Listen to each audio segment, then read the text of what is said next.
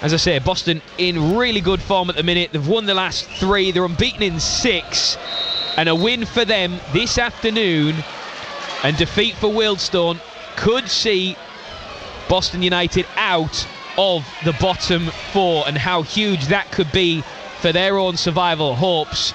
If that were to happen, though, it would suck Pools right in to their own relegation battle. And Pools, with all sorts of question marks around the future of the football club off the field, their future in the National League is still yet to be confirmed, and they'll be hoping to take a big step forward in that aspect this afternoon. Let me run you through the 2 teams. Pools with Adam Smith in goal, a back 3 of Billy Sass-Davies, Tom Parks and David Ferguson. The wing backs of Louis Stevenson and Riaz Cleary. A midfield of Nathan Sherrin and Jamie Miley, with Anthony Mancini starting just behind both Gary Medine and Manny Dizarouwe. Boston United unchanged from the side that beat Rochdale in midweek. Cameron Gregory in goal. Got Jordan Richards, Brad Nichols, Connor Teal, with Cameron Green and Zach Mills the captain. A midfield of Keaton Ward and Dylan Hill, Jay Rowe as well, and then a forward 2, and what a forward 2, Jimmy Knowles, who has 2 in his last 3 on loan from Accrington Stanley, and Jacob Hazel, who was a standout performer in the reverse fixture earlier this season, scored against Pools in that game back in September, has 5 in his last 8 and 13 for the season, one that Pools will have to watch very closely indeed. Alongside me is Mickey Barron, our expert Pools summariser, knows exactly what it's like to wear the blue and white shirt and wear the captain's armband as Pools attack from right to left in that blue and white shirt, the blue shorts and the blue socks. Boston United all in purple this afternoon as Gary Medine controls it on his chest and goes for a shot from distance, which flashes well wide at the right hand post of Cameron Gregory. And the first chance for Mickey Barron to have his say this afternoon. Yes, all action so far. I think Ruben Hazel's claimed for a penalty in there, and I think he might have had a shout, Rob, because he's come away from it. His shirt's ripped from one side to the other. He's had to go over and change it, and Graham Coughlin, the manager, is holding up to show the referee. He's got a big rip down the side of it, so he must have been being pulled in the box. He had a real complaint to the referee, and then Medine there's done really well. He's pulled off on the diagonal. Centre half hasn't gone with him, so he's chested down and tried to drive it into that far corner, but just went wide. It looks like it's going to be an exciting game. Speaking of exciting, there's that man Anthony Mancini out to the right hand side for Stevenson. Mancini's continued his run wide on the right hand side towards the corner flag, circling away from danger. Just gets outnumbered, but Louis Stevenson does well to make something of that down the touchline. Miley into the feet of Mancini, tries a little flick that doesn't quite come off, and cleared up to the halfway line where Sass-Davies is occupying the space. A header forward from David Ferguson onto the turf, runs onto it, picks out a pass for Riaz Cleary, gets past his first man, running at the second towards the byline, good cross to the back post. Medine is there, gets a touch to it, still alive inside the box. Yes! And Gary Medine pounces inside the area, and he celebrates in front of the Cyril Knowles stand. It took Hartlepool United just 3 minutes to open the scoring. Gary Medine back into the starting 11, and that's what you get with him. A danger inside the area, and his run of no goal in 7 comes to an abrupt end this afternoon. Pools 1, Boston 0. What a start. Yeah, Cleary doing the damage again down this side. The defender got too tight, he rolled him, and what he does really well, and he's done this over and over again, he gets in around the penalty area, he stands it up to the back post. Medine's there, he brings it down, he gets turned, he fires it in the bottom corner. Brilliant start from Hartlepool, but again Cleary, the danger man, and he's got to get the ball and keep delivering for Manny and Gary to score those goals. Well, Gary Medine in and out of the side in recent weeks. We'll talk about staking your claim, and that, you would hope, Mickey Barron, will ignite some confidence and belief into this team, which has looked very flat in recent weeks. Yeah, definitely. I think in recent games have scored later and sort of sat back. Hopefully this will give them the belief that they can go on and get that second and third goal. They've got lots of time to do it, so it's about now going after Boston and trying to get that next goal. Boston have shown that they can rebound, bounce back, And they'll be looking to do that here. They've got a long throw-in, and it's Brad Nicholson, who's a February arrival from Scunthorpe. Looks to launch this one in from the throw-in, right to the front post. Medine gets a head on it and plucked out of the air by Adam Smith, dressed all in orange in front of the town end, away to our right-hand side. 5 minutes in, still Pools 1, Boston 0 on BBC Radio T Sport. This year featured full match commentary. No Middlesbrough, of course, due to the international break. All the focus is on this National League fixture. Updates to come in the National League North. Darlington against Rushall Olympic and Spennymoor Town playing Farsley Celtic. Should mention that Spennymoor boss Graham Lee will be our special guest on BBC Radio T Sport on Tuesday night. Going to have a chat with him about the season that they are having, of course, and they have a certain semi-final coming up, Spennymoor Town in the FA Trophy. Yeah, I'll be surprised if his brother Anthony's not with him, because he travels all over the country watching them, supporting them, and really, really well-known local football family of the Lees. So look forward to listening to that one. Absolutely, as Boston United have a throw-in over on the far side. And for people who weren't with us during the build-up, Mickey, you were speaking to Graham Coughlin earlier as you made your way into the stadium.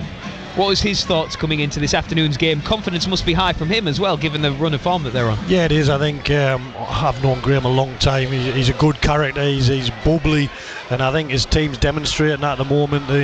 I think the thing that is hard for them is that they're part-time and they do a lot of travelling and then have to go and do the job as well, you know. So just to be in with a chance of surviving in this league, I think he's doing a terrific job, and he's got a spirit amongst the team again. I think that's what he was saying, that they've got a little bit of belief that they can get out of this situation. And Boston United announcing plans a few months back that they hope to go full-time next season.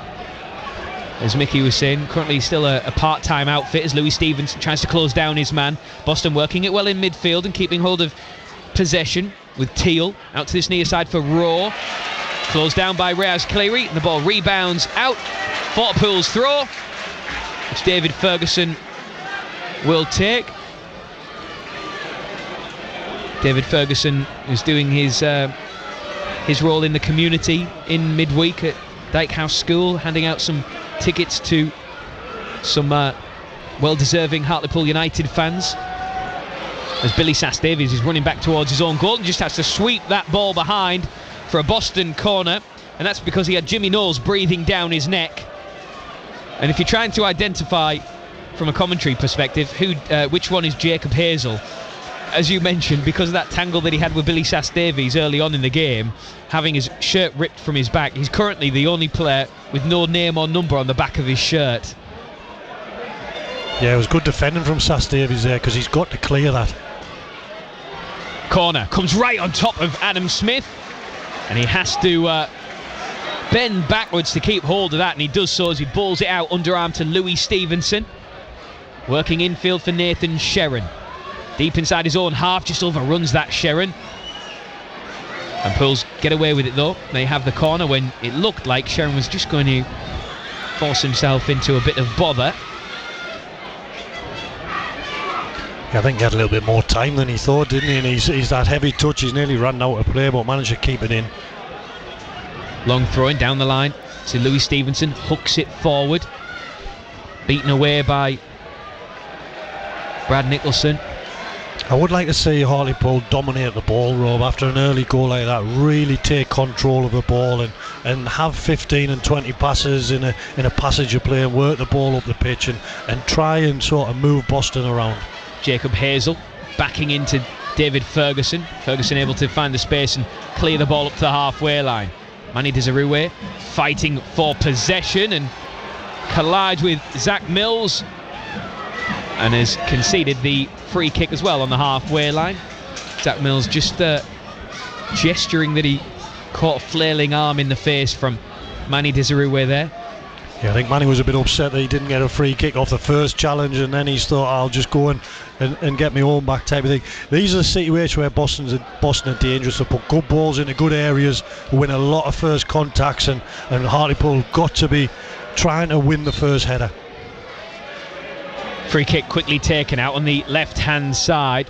Boston with plenty of bodies inside the box to choose from. A shot from distance, blocked by Jamie Miley. Pool's trying to scramble it away. Nathan Sherrin gets hold of it, and the referee blocks the pass forward to Manny Desirue. And Pool's had Desirue, Cleary and Mancini all breaking free there, but referee Andrew Miller happened to get in the way there a little bit. Yeah, I think we can give him the benefit of the doubt on that one, Rob. He's so close to the ball, he's hit his back of his calf, so brought the play up well for Boston. David Ferguson with a delicious crossfield ball out to the youngster Louis Stevenson, the 19-year-old. Gets it back from Nathan Sherrin. That was a nice ball over the top and down the line, and Louis Stevenson does well to win a throw in there, parallel with the Boston penalty area. Pool's attacking from right to left in this first half towards the rink end that houses all the travelling Boston fans. And I mentioned earlier in the game that Boston have travelled in their numbers this afternoon. Credit to every single one of those. A couple of hundred in there, do you think, Mickey? Yeah, normally you try and count the away fans, you'd be hard pressed to count them today. Yeah, I think it's probably the biggest we've seen for a while, isn't it, apart from York obviously, but yeah, full credit to them, because it's not an easy journey either, so yeah, there must be at least a couple of hundred. As we have a break in play here with Boston man down and receiving some treatment. So just to update you on the early kick-off in the National League, it ended Sutton United 1, Dagenham and Redbridge 1, with a former Pooley on the score sheet, Josh O'Meara, now playing in the colours of Dagenham and Redbridge, getting a point there. It's also Eastleigh 0, Southend 1, another early score in the National League. Of course, here Pools 1, Boston United 0, thanks to a Gary Medine low strike from the edge of the 6-yard box after good work from Reyes Cleary down the left to beat his man, drive to the byline and then hang a beautiful cross up to the back post, which Medine settled down onto the turf, got a second opportunity to face goalwards, and he didn't make any mistake. The late kick-off in the National League tonight sees Altrincham against Barnet. That kicks off at 5:30. There's also a full complementary of fixtures in League 2. Cheltenham 0, MK Dons 1 is a latest score, everywhere else goalless. And in League 1, Barnsley 0, Cambridge United 1 is a latest score, everywhere else goalless. In League 1 this afternoon, as we're back underway, Boston United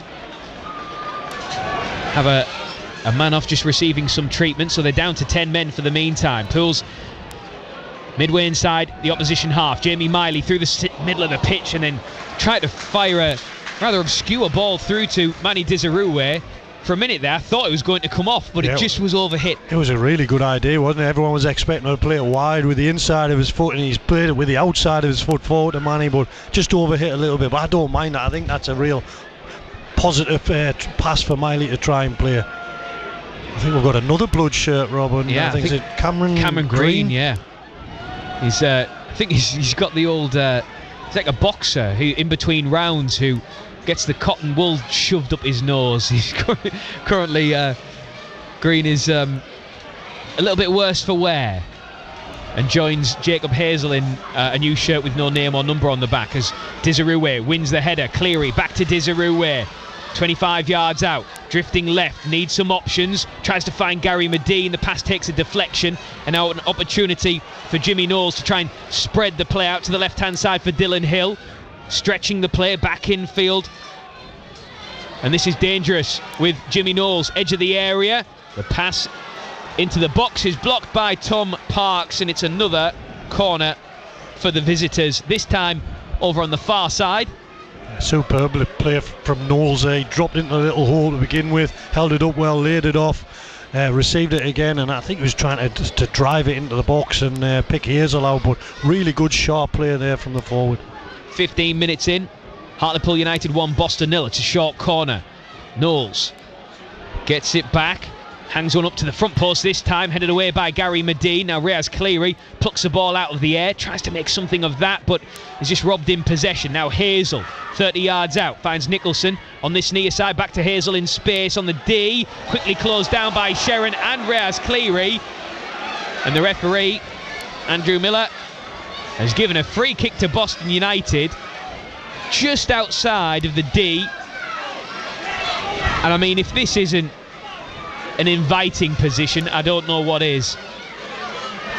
He seemed to go down slowly, didn't he, Hazel? But I think he was probably a little bit of contact there. And I think after the first challenge where he's had his shirt ripped, the referees probably owes him one. So really dangerous situation, because he can go left foot or right foot from this position at the edge of the box. 2 purple shirts stood over the ball. Brad Nicholson's left foot, or Keaton Ward, I beg your pardon, Keaton Ward's right foot. There is a 5-man pools wall that consists of Parks, Medine, Dizaruwe and Sass Davies. I mean, that is a mountain of a wall, isn't it? Yeah, I think if you're gonna score from here, Rob, I think you go power and just try and drive it as hard as you can. Meanwhile, that's a big wall, isn't it? It is a huge wall. Meanwhile, Cameron Green is off the pitch getting some further treatment on the new nose job he's just been given. He's still like plucking bits of cotton wool out of his nose. Meanwhile, a chance for Boston United. It's either Ward or it's Nicholson. The Pools wall stands firm and it's curled round the wall, but a big save by Adam Smith. Outstretched to his right hand side and a big glove on it to deny Boston an equaliser. Pools with a corner to defend, but a big save from Smith. Yeah, it's good. It's a good strike from Nicholson. Smith should save that. It's his side of the goal. That's the side that he should be making a save. He started to do it. Good strong hand and push it out for a corner. Corner to Boston United, an in-swinger right into the 6-yard area, punched out by Smith. Cleary holds it up on his chest, but it's gone up rather than out. That gives Boston a chance to break inside the area. The header from Hazel lands inside the 6-yard area, and Smith will tease him before picking the ball up off the grass. Yeah, they've got a threat, haven't they? You can tell in that final third, they're bright, they're putting balls into good areas, and you can see why they've picked up results recently. As Aldershot have gone 1-0 up against Ebbsfleet in the National League. As Billy Sass-Davies heads the ball out to the right for Stevenson. The ball just bobbling under his feet and loses out. Sass-Davies comes across and led with his forearm, and that will be a free kick to the Pilgrims just beyond the halfway line in front of the Cyril Knowles stand over on the far side. Yeah, I think it was a free kick, Rob, wasn't he? He sort of challenged him but put his arm across him at the same time, and that will be a sore one for Knowles. But he's looked really bright, hasn't he? He gets the ball in good positions, he's bright with it, he moves quickly with the ball, and he's definitely going to be a threat. Free kick then to Boston United, right in front of the Pools dugout. Anthony Limbrick is right on the edge of his technical area, shouting instructions onto the pitch. The free kick hits a diagonal out to Rowe on this near side, a header infield that Dizaruwe is able to block. Cleary sweeps up possession and does well. That draws applause from the home fans. Ferguson searches long, Mancini can't quite reach it, and now Cameron Green looks to clear the ball upfield. Flicked on header from Hazel, and pulls clear from Ferguson. Dizaruwe wins the header, but nobody in front of him to chase that flick on, so it arrives at the feet of Cameron Gregory, the Pilgrims goalkeeper, dressed all in black this afternoon. Yeah, they've got to work closely together, Medine and Manny, because no one's going to run on it to a flick, so they've got to work a way out of one of them going to get it and the other one linking up. It's Keaton Ward. Now it's this near side, Rowe. Oh, Keaton Ward showing nice footwork to get past Sheron. The ball into Hazel, in space, and it's in! The shot takes a deflection off Billy Sass-Davies, and it beats Adam Smith in the Pools goal. And it's the danger man, Jacob Hazel, who makes it 2 goals in 2 games against Hartlepool United. But that, his 14th of the season. The space opened up for him. The shot, fortunate in the way that it found its way through past Smith. It took a deflection off Sass-Davies, and Pools' lead didn't last very long at all. And it means it's Pools 1, it's Boston 1. Yeah, really good goal from Boston. Keaton Ward's, he's dropped the shoulder there on Sheron, and Sheron, he's moved so easily past him. then Hazel's sort of got in a half position alongside Parks. He's cut inside. As soon as he's cut inside, you think there's going to be a goal with his quality. It takes a little deflection, but Sharon's got to do better in midfield, and Parks has got to try and stop him coming inside onto that left foot. But a really good goal from Boston's point of view. The space was there for him to punish Pools, wasn't it? Yeah, it was. He picked up a good position, but it was all about keeping Ward the first part of it. But like I said, they've got a threat about them, Rob. They've got sort of the ability to play quickly. And now a heavy challenge there. I think that was from Nathan Sharon. Over on the far side. Yeah, a little bit of frustration in that challenge. I think the referee's going to speak to someone here about the challenge. Jamie Miley, I beg your pardon. So Jamie Miley going to have a talking to from the referee. So while we have this break in play, let's go over to Ray Simpson in the National League North, watching the Quakers against Rushall Olympic. 19 minutes gone. It's Darlington 1, Rushall Olympic 0. A good goal by Quakers. Caden Kelly picked the ball up on the left-hand side, then switched the ball to his right foot, floated over to the far post, where Magic Cornish, from the most acute of angles, managed to squeeze the ball over the outstretched hands of the keeper into the net. That's his second goal in 4 days. It's Darlington 1, Rushall Olympic 0. Riaz Cleary clears it to Anthony Mancini at the angle. Can he finish? Oh, it's over the crossbar. Well, Pools sweeping the ball from right to left in breakneck speed. The ball over the top from Cleary, picked out the Frenchman who was flying. He was in at the angle. The goalkeeper and Cameron Gregory came out to try and tighten that angle somewhat, and Mancini tried to lift the ball over him and lifted it over the crossbar. It remains 1-1. Yeah, I don't think he needs to lob him there, Rob. I think the goalkeeper's come right to the side of the goal, and I think he can just slide it, pass it into the back of the net, but he's in his head, he wants to lob him and hit it a little bit too hard. But I think on a different sort of day, you can just slide that into the goal and score.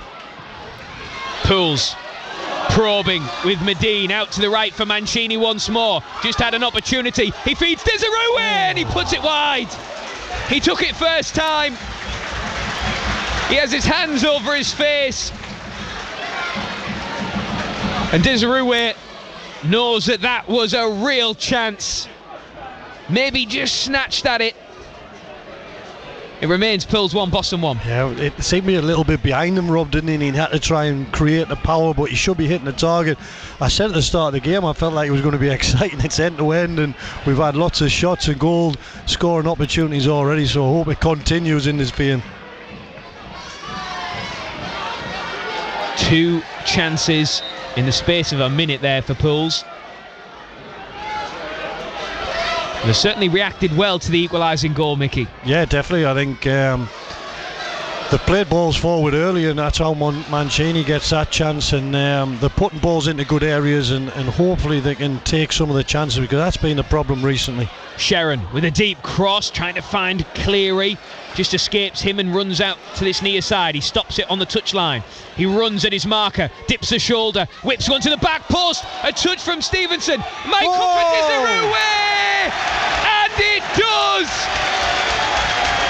Manny Desirue celebrates, and Hartlepool United are back in front. Riaz Cleary making things happen again.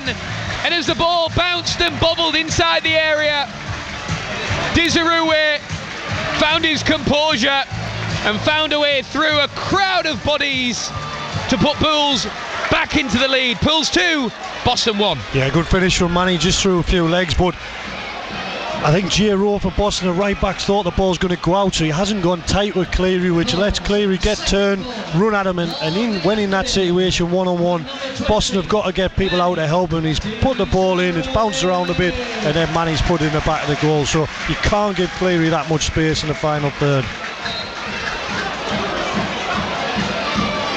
Manny Desirue, having put an effort wide just moments ago, this time puts it right where it needed to be, which was in the back of the net, and Pools retake the lead. And if you ever need an advert for non-league football on non-league day, and this is it. We're being treated to a really good open game, both teams having a go, Both teams with opportunities. I don't think it's going to stop either, Rob, is it? I think it's going to be, this is the game. It's going to be end to end. Well, that Mani Dizaruwe's first goal in 4 games, his 14th of the campaign. And the idea that he scored 25 goals last season in a very poor team, and this season is approaching 15 goals in a very poor team, says exactly why Hartlepool United should do everything they possibly can to keep him. Yeah, if he does go, it's going to be really difficult to replace him. And he, even though this season he sort of had spells when he's been out the team and not scored for a few games, but if you look at his, he'll probably end the season with 20 goals, won't he, by the time we finish. So another good campaign for his numbers.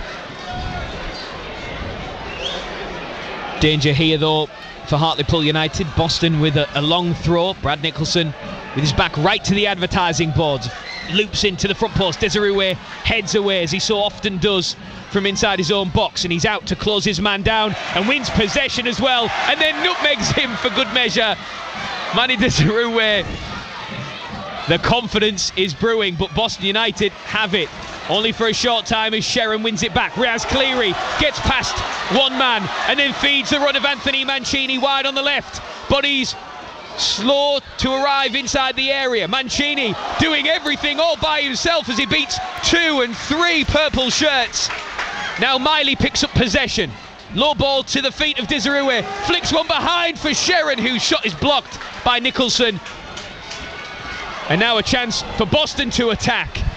And this is why we love football. It is end to end. It is also entertaining, and now Tom Parks joins the party and drives forward, finds Louis Stevenson across the halfway line, and then just outnumbered is Stevenson as Gary Medine goes in rather heavily, and a throw-in to Boston inside their own half. And the referee there for a moment, as the ball did go out of play, just flexed his shoulders, took a big lungful of air, and I think that echoes everybody else in attendance here this afternoon. Yeah, definitely, Rob. It's end to end, isn't it? I think Boston's got a great chance with a better ball to get Knowles in on goal, and then Tom Parks turns into Maradona and's taking everyone on. When you see the centre half doing things like that, you know it's going to be a good day. Gary Medine into Miley, looks long, but nobody in a blue and white shirt quite read what he had in his mind there. So Boston in possession inside their own half. Just some scores elsewhere while we have a lull in proceedings. Aldershot 2, Ebbsfleet 1. As Jacob Hazel in a foot race with David Ferguson, the ball drops out for a goal kick. It remains Eastleigh 0, Southend 1. Fylde leading Forest Green Rovers by 1-0. That's a surprising scoreline. Still Gateshead 0, Tamworth 0. Maidenhead 0, Rochdale 1. Ian Henderson with the goal there, of course. Still scoring goals for Rochdale, Ian Henderson. And York it's trailing against Braintree. Braintree 1, York 0, the latest score. Here, Pools 2, Boston 1, as Gary Medine picks up the ball 25 yards out. The pass takes a deflection, but it's a good one into the feet of Cleary. Now Medine looking for Mancini, and Dizaruwe has fouled his man. Free kick to Boston United on the edge of their own area with 29 minutes on the clock. Yeah, Boston are struggling to deal with Manny. They can't get tight enough to him, they can't win the headers, and he's sort of being able to do what he wants in that final third. They've got to find a way of getting closer to him and stop him having that quality and using his strength to help Hartlepool get up the pitch. As Spennymoor in the National League North, keeping you right up to date with the score there. They're playing Farnsley Celtic this afternoon. Spennymoor leading by 1-0 as Mani Dizaruwe picks up a loose ball inside the Boston half, drifting out to the right hand side and wins a throw-in. It's strange, Rob, because when Boston are coming down this right hand side, Cameron Green, the left back's going right in and almost leaving Manny with one of the centre halves and not giving them a lot of cover. It's obviously a tactic that they're using, but Manny's got so much space on that side of the pitch. Thank you to Peter, who's been in touch. He says, I'm watching and supporting the lads from Hungary, so come on team, get the win we need. Thank you for that, Peter. As Mancini shows beautiful footwork yet again into Medine, but the rebounds out to this near side for Reyes Cleary, who gets a shove from Jacob Hazel. And Pools have a free kick, and Reyes Cleary remains down and will perhaps need some treatment. So let's go over to Darlington. Ray Simpson watching in the National League North as the Quakers take on Rushall Olympic. Ray. 29 minutes gone. Darlington 1, Rushall Olympic 1. Remember, Matty Cornish had given Quakers the lead, but 4 minutes later the visitors equalised.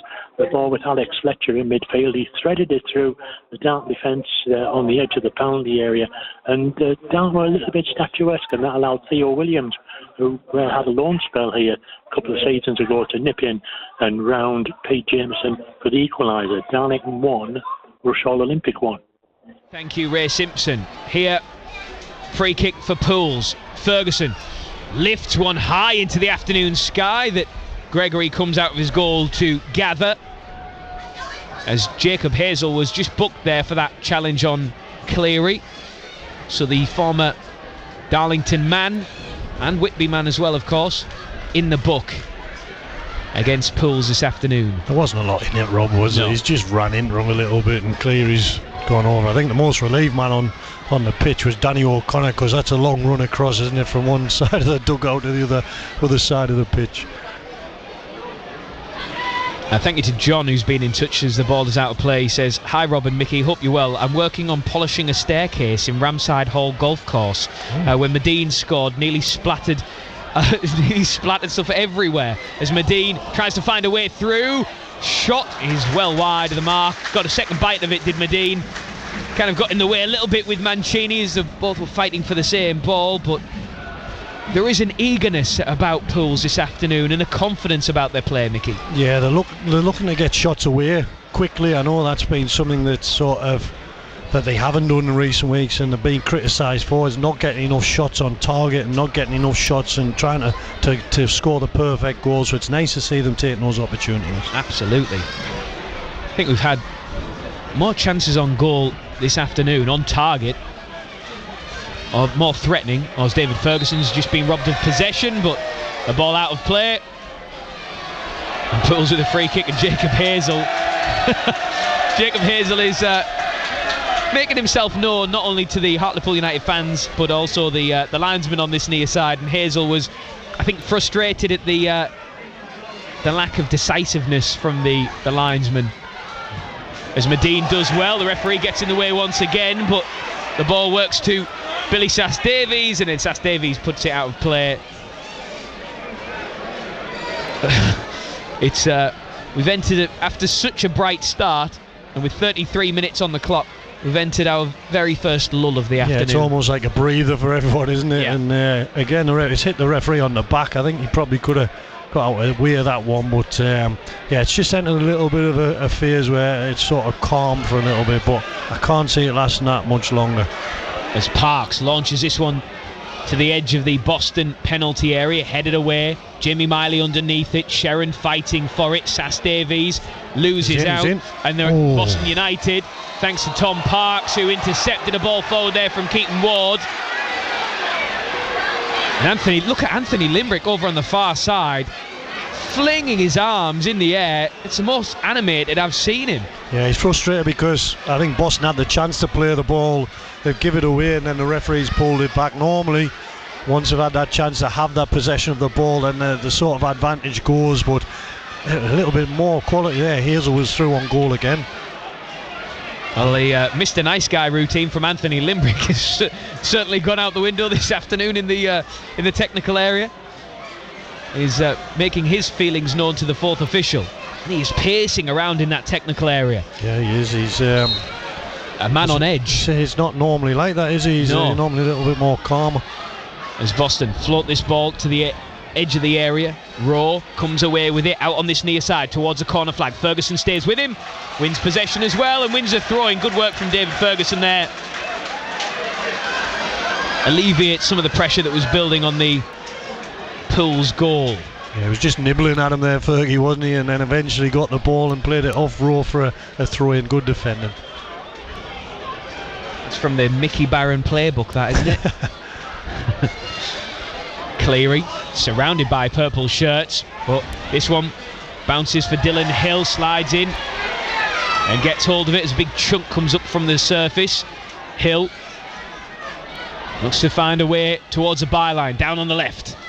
Stevenson stays with him, slides in, wins possession, and Sass Davies completes a clearance, looking for Gary Medine. Flicks a header on to Dizaruwe, who slips and bodies, just stricken all over the pitch at the minute as a number of players lose their footing. Stevenson can't quite close his man down. Keaton Ward out to the left for Hill, curls one into the area. That's a teased cross, but Parks can clear. Back out it comes to Cameron Green, steadies himself into Jacob Hazel, has a space, turns, and his shot is blocked by Parks, comes for Ward and he gets underneath it and he hits the roof of the Town End stand over to our right, and Adam Smith is barking at his back line in frustration, annoyed that Jacob Hazel was allowed so much space inside the area until Parks came across and blocked a shot. Yeah, you can't give him that time in the penalty area. He's on such a good run of scoring that you can see he's just going to twist, and they did well to block it in the end, but we can't give him that time in and around the penalty area because he twists and turns so well. He tries to get his shot away as quickly as he can. We thought we were being treated to a game here. Aldershot 2, Ebbsfleet 3. Aldershot were leading 2-1. Ebbsfleet have scored 2 quick fire goals to take the lead as Mancini receives it from Miley through the centre of the pitch. The Frenchman with the blue socks halfway down his shins finds Cleary, who's been a threat all game long. Might get the rebound, falls for Dizaruwe into Medine, edge of the box. Goes back to Miley, now out to the left. Mancini tries to tease a cross in, but it takes a deflection off Rowe, hangs up in the air, and then the Boston keeper comes out to gather that. Just been thinking, Rob, on the Boston shirt, are you saying that's purple? Well, I mean, it's a very in-between kind of colour. What would you say? My first thought was grape. Grape. But then grapes can be green, and that of a mauve kind of colour. I'm sticking with magenta, I think. Magenta. Well, there's. I like it. Is it one you'd put on the walls? Magenta. We're going to make that's going to stick now. Gary Medine, surrounded by magenta shirts, manages to pick out a pass to Sass Davies. Dizaruwe closed down but finds Miley, steps forward, needs an option, surrounded by Boston shirts, and now Medine 35 yards out through the centre of the pitch, out to Cleary, hugging the touchline, constantly trying to make the pitch big, and then he runs at his man, twists, turns, dips a shoulder, low cross, all the way across goal, and it's hooked away desperately. Ferguson picks it up and sees the ball run out of play, but that was a real chance, and once again, such good work by Reyes Cleary down this left-hand side. Yeah, he's so difficult to mark, Rob, isn't he? He drags you inside and he'll run down the line, and last time he stood the ball up the back post, this time he cuts it across for someone to run onto. He's got everything in his locker to really damage the fullback and create chances at will, really. Certainly been impressive since he joined on loan from West Bromwich Albion in January, as Dizaruwe, Mancini and Medine all link up. Out now to Louis Stevenson, uses the outside of his boot to go back to Sass Davies, who puts the ball along the surface to Medine. Now the orange boots of Miley to Reyes Cleary once more. Just give him the ball every time, because he creates something and he causes so much pressure and danger on the Boston defence. Mancini into Dizaruwe, who is influencing the game with every passing second. Sheron finds Reyes Cleary once more, infield this time to Miley, who was at Wembley to watch his brother Lewis lift the League Cup with Newcastle just the other weekend. Tom Parks, marauding run forward, and then goes for a shot from distance.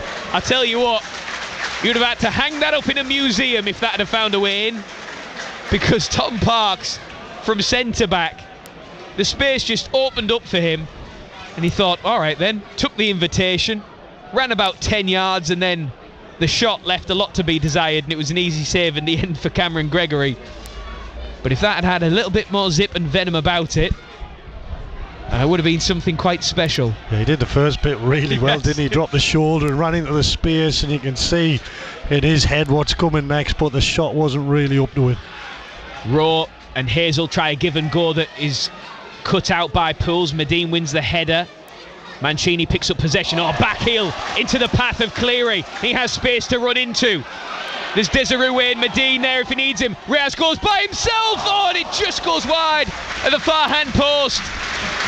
But Cleary is having yet another impressive performance in a blue and white shirt. He is running the Boston defence ragged. Yeah, they can't get close enough, Robert. All over the back four. They can't get close to Medine, to Manny. Mancini's coming off in little holes. The fullback's getting dragged in there, so Cleary can run down the line, and they need to get tighter as a back four and as a unit to the Hartlepool front players. But Cleary there, he's done everything right. He's ran into the space. He's tried to put it across the goal, and he's just knocked it wide. But he's gone down injured, so hopefully nothing too serious. Well, Cleary is sat right on the byline here, and Danny O'Connor, the physio, is coming on to give him some treatment. You hope that is nothing too serious.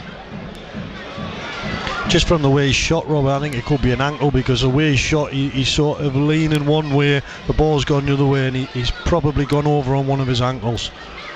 But I don't think it's too bad. So let me update you on the scores elsewhere while we have this break in play. Cleary back up on his feet and receiving just some water as he makes his way round to the far side. So Aldershot 2, Ebbsfleet 3, a latest score. Still Braintree 1, York 1, Eastleigh 0, Southend 1. Fylde leading Forest Green Rovers by a goal to nil. Goalless between Gateshead and Tamworth. Still Maidenhead 0, Rochdale 1. Oldham have taken the lead against Halifax. Oldham 1, Halifax 0. Solihull 0, Yeovil 1. Goalless between Wealdstone and Woking. And Altrincham against Barnet is a 5:30 kickoff here. Hartlepool United 2, Boston 1, in a very entertaining game. The goals for Pools from Medine and Desiree, while Jacob Hazel with the only goal for Boston so far this afternoon. Yeah, Cameron Green's been across to see Coughlin, and they're trying to change formation, but I don't know whether they're all understanding what they have to do. You can see he's trying to move people around and get them into different areas. I think they have to do something just to get closer to the strikers of Hartlepool. And also to probably try and deal with Raz Cleary a little bit better, as Hazel gives it away to Miley. Pulls in a left back position. Ferguson clears it downfield. Hazel picks up, controls it on his thigh, and then, well, touch of a sledgehammer there from Jacob Miley as he fires and tries to switch the ball out to the far side. It bounces out of play for a Pools throw-in. Cleary is back on the pitch and very much back on his feet. Seems to be moving okay now. He's just taking a little run into the centre circle. Seems to be moving okay, Mickey. Yeah, he does, yeah. I'm sure he'll be fine. I've been impressed with Miley again, Rob, this half. I think his work rate's been good, his passing's been good, he's getting in good areas to get on the ball, and he's always looking to play forward. And I've really liked him the last couple of games. 44 minutes on the clock. Half time to come with Matty Nixon. He'll take you right around all the grounds, all the scores on the break. A flicked on header from Medine. Finds Desiree. The keeper's come a long way, and it clips off the crossbar. Desiree through on goal at the angle. Still had a lot to do from there. The shot took a touch off Cameron Gregory in the Boston goal. And the ball just clipping the crossbar as it went behind, and Pools have a corner, still leading by 2-1. Yeah, I was fully expecting the offside flag to go up, Rob. I thought as Medine flicked it, he was offside, but he kept on going. The flag didn't come up, and he's done everything right. He's tried to hit the cross into the far corner. The keeper's got something on it and hit the bar, but and again, good link-up play between Medine and Manny. So Pools' corner is going to be taken from this near side. It is Jamie Miley, right-footed. That's a good cross. Oh, and it finds Sass Davies. A header is blocked on the goal line.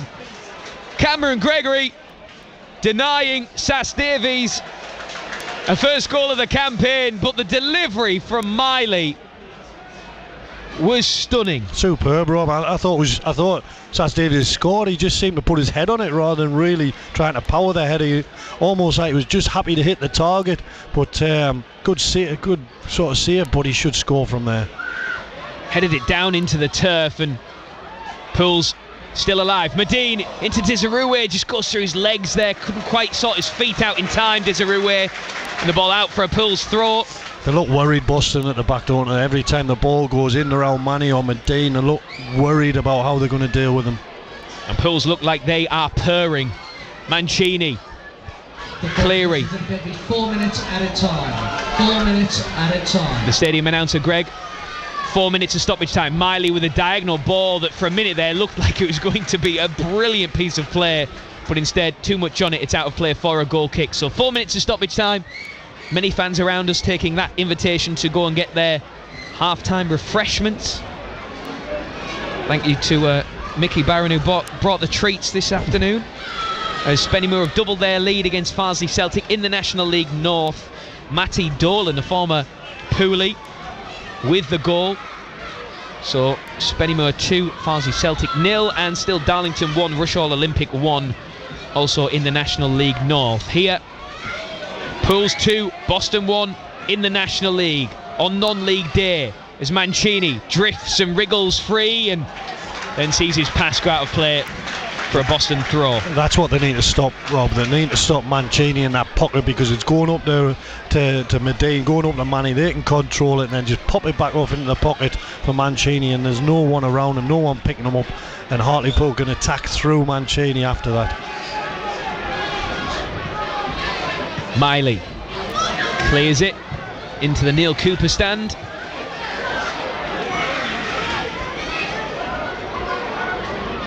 So 4 minutes of stoppage time, 3 left to play. Pools 2, Boston 1. And you're right in what you're saying, Mickey. It's Boston have looked a little bit stunned in the last 10 minutes or so, but now into stoppage time, it's the Pilgrims who are pushing high up the pitch and forcing Pools backwards. Yeah, they've lost that attacking threat that they had at the start of the half. That they seem to be so worried about Hartlepool when they attack that they're struggling to sort of get any attacks themselves. But they're inching their way up the pitch at Boston, and now this is in prime Brad Nicholson territory for a long throw. We've seen 2 of these already, and they've caused a bit of panic every time, as Nicholson dries the ball with the front of his shirt. Manny Desirue and Gary Medine both in their own 6-yard box, trying to help with some height. In comes the throw-in, headed away by Desirue. Hill sends it back out to this near side. Nicholson back to Hill. That was a nice little disguised pass.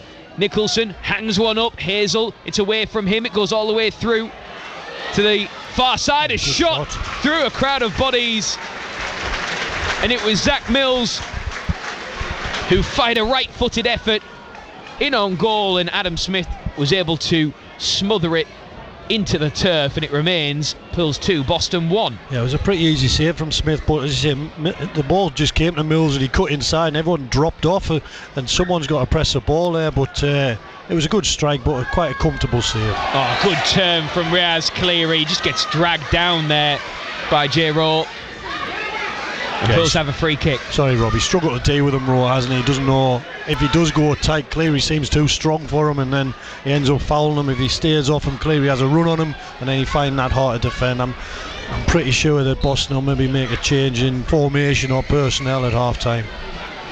Pools with a free kick just beyond the halfway line. Ferguson clips one into the area, headed away by Mills to the feet of Louis Stevenson. Just gets his studs caught in the ground a little bit there, Stevenson, and that is the last action of a very entertaining first 45.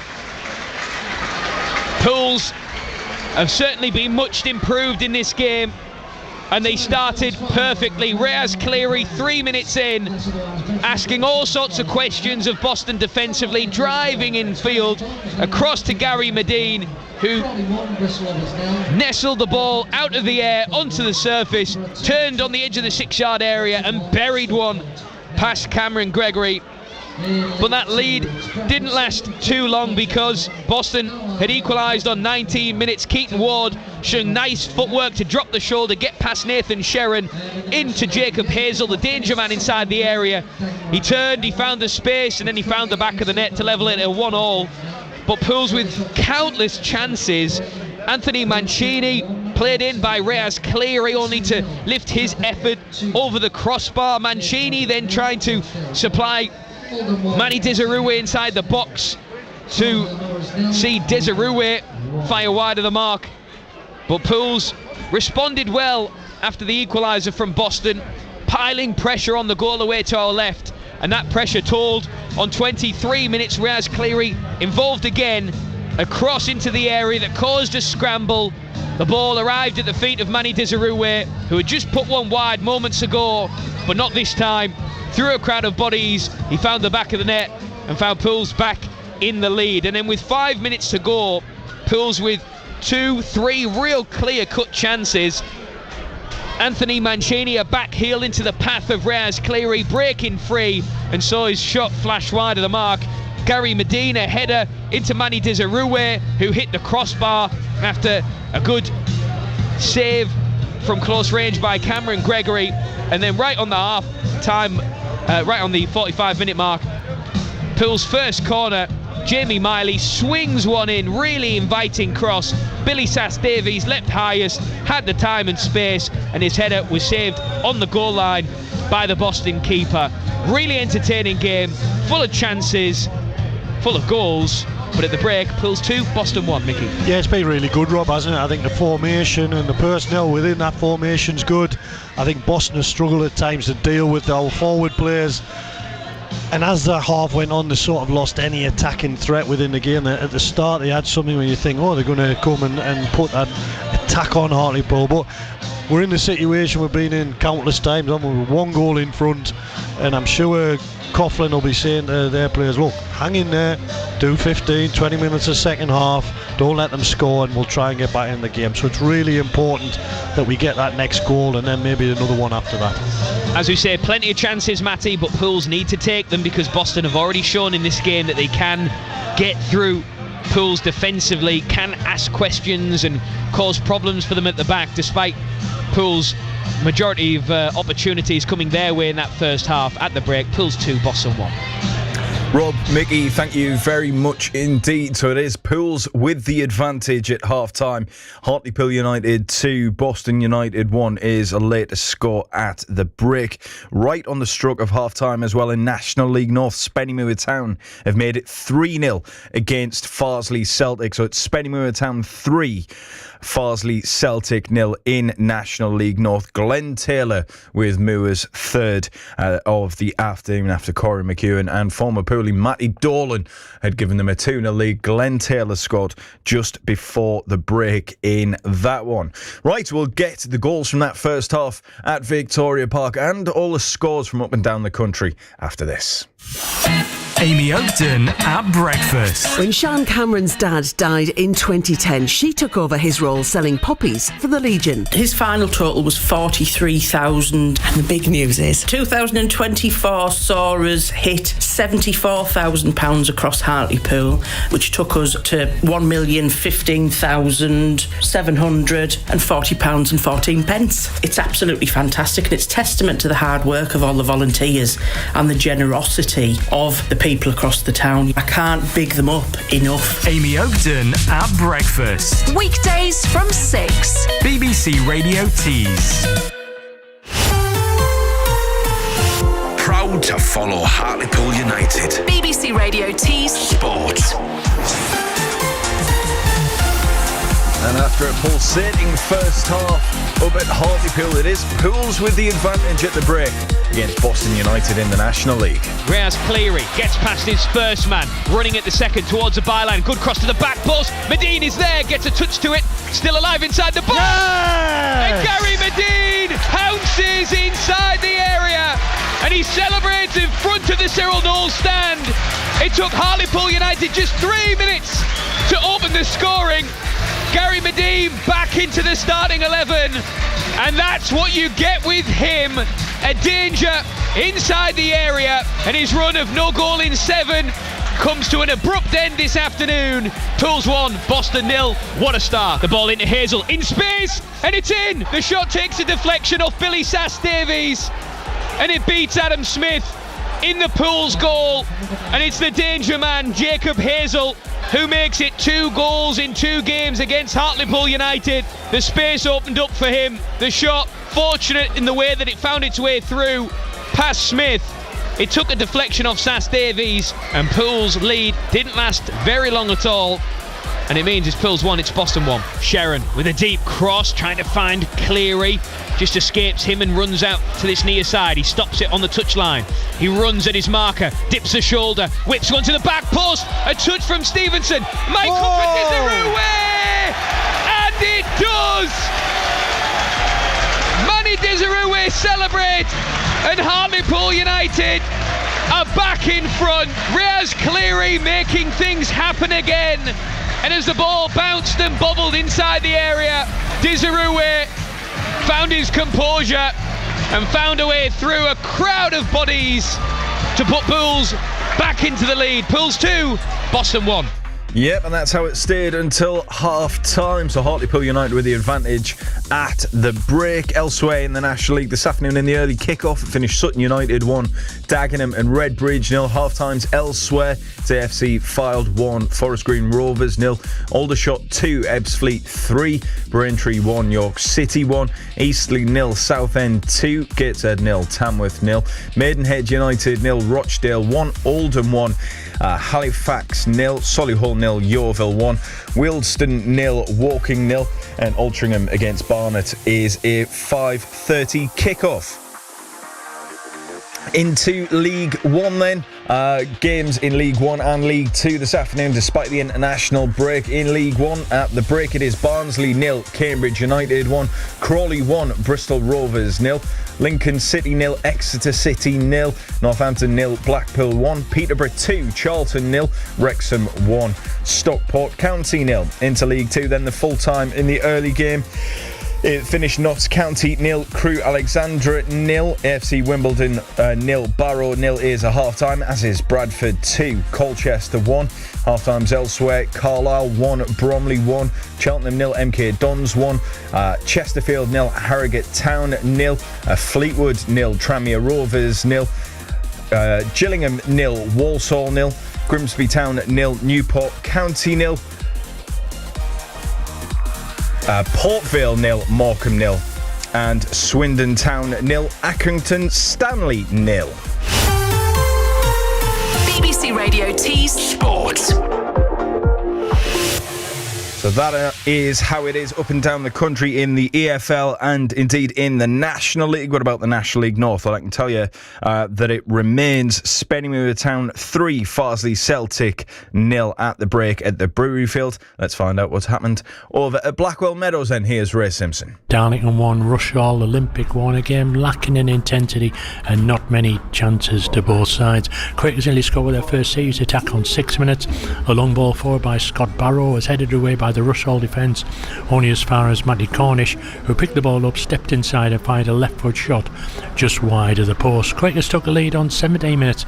Caden Kelly picked the ball up on the left, then crossed to the far post where Cornish somehow cleverly squeezed the ball over the outstretched hands of keeper Scott Maloney into the net, his second goal in 4 days. But Rushall levelled 4 minutes later when the ball was threaded through a static home defence by Alex Fletcher for Theo Williams, who spent a couple of months here on loan a couple of seasons ago to control and turn past Pete Jameson. The Quakers tried to respond. Kelly moved in from the left and played a 1-2 with Cedric Main, but he pulled his shot wide, while at the other end Austin Samuels broke into the box on the left and Jameson blocked his low shot. Kelly always looked dangerous on that left hand side, and again he drilled past two defenders and fired in a low shot that Scott Maloney parried. And just before the break, Quakers won a free kick for a foul on Main, but Hatfield's effort was blocked by the wall. Half time, Darlington 1, Rushall Olympic 1.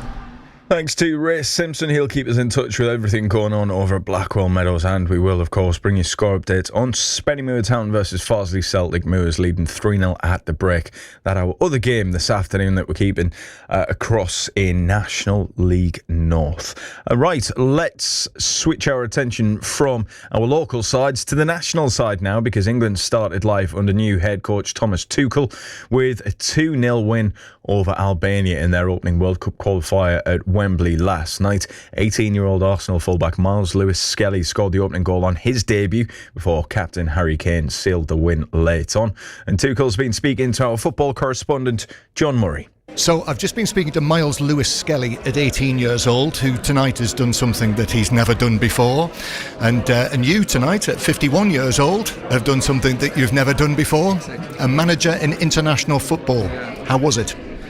Very exciting, very new experience. Miles put some debuts with me on the pitch, that I'm not all alone. So it was my first match, and Dan Burns and Miles' match, of course, and he did fantastic. It's nothing but impressive. The character and the confidence with which he plays football is amazing. And overall, okay? Okayish, difficult opponent. I knew it before, that it can be tough to create chances. It can be tough to score against them. I think we got them in the shape of the Euros. Of course, they come here, they play in front of 80,000 plus in Wembley on a Friday evening. Of course, they play in the role of an underdog, so they did everything to make life hard for us. We struggled to implement high rhythm. We struggled to implement also runs into our games, runs into the opponent's box. Whenever we did it, we had goals or big chances. And in the second half, I felt that we lose the confidence in our structure, and everyone tries a little bit on its own, and then becomes slower. Our match becomes slower, and it's more difficult to have counter pressing and to control the counter attacks. But okay, that's it. And in terms of the play expressing themselves and being up and at 'em, it can't happen overnight? No, can maybe also not happen overnight. If I look at our wingers and I see them, how they train and what they do in their clubs, and it was difficult for them today to play with a full confidence and to have the impact that they can have. We will encourage them to. We played with wide wingers because we have fantastic players there. So, but they did not have the influence that we expected from them, and it is sometimes like this. So we need to make sure maybe that they have a better timing for the runs, and we have maybe shorter connection for 1-2s, that they can be more decisive. There were one or two paper planes being thrown down from the stands, which I can tell you Gareth Southgate also got in his first match as the England manager. Does that bother you? No, I didn't see it. What does it mean? Well, the suggestion being that when people aren't being massively entertained, they will make paper planes and throw them down. Yeah, I can understand. You come and you want to see an open match, and you see basically a 10 against 10 in the last 30 meters of the pitch. I can understand that it's not the most exciting watch, but still we had to do what is needed to do professionally, keep the counterattacks to a minimum. This is what we did in the first half. That was very, very good. We took a little bit more risk in the second half, but it didn't work out in the way that we wanted. So let's see, we go from there. Thomas Tuchel, after his win in his first match in charge of England last night, a 2-0 victory over Albania. Well, as mentioned, 18-year-old Arsenal defender Miles Lewis-Skelly grabbed the opening goal on his debut. Doesn't get much better than that, does it? He also spoke to John Murray afterwards. Miles Lewis-Skelly, 18 years old, England debutant, England goal scorer, standing in front of me. How does all that sound? Well, that sounds incredible. It still sounds crazy to me even when you say it now. So yeah, I'm just lost for words, honestly. Life comes at you very quickly, doesn't it, when you're your age? Yeah, it's gone so quickly. Like this past 6 months, it's gone so quick. But obviously, I stay in the present and I just take every moment as it comes. And as they say in all the old interviews, talk us through your goal. Well, all I remember is staying wide, rotating with Marcus, and I know that Jude, he loves to stay on a half-turn dribble, and then when he makes that eye contact with me and that takes that touch, I know I need to threat. And yeah, it was a great pass from him, man. Just the timing was very good. And then the finish, just thought the keeper's coming at me and just try to put it between his legs. You've only scored 2 senior goals. You knew how you were going to celebrate when you scored your goal against Manchester City. Had you thought about what you might do if you scored tonight? To be honest, I didn't even think I was going to score today, but I just knew that if the opportunity presented, I was going to just let my emotions go and just take in a moment. When did you find out that you were going to be starting the match?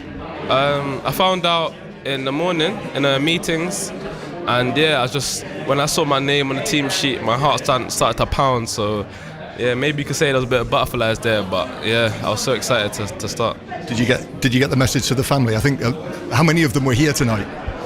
Well, so many messages before the game telling me just good luck, and yeah, they're all here tonight, so this means the world to them, and I can't wait to share that moment with them. Yeah. And well, last question. You've just done something tonight you will never, ever, ever forget, haven't you?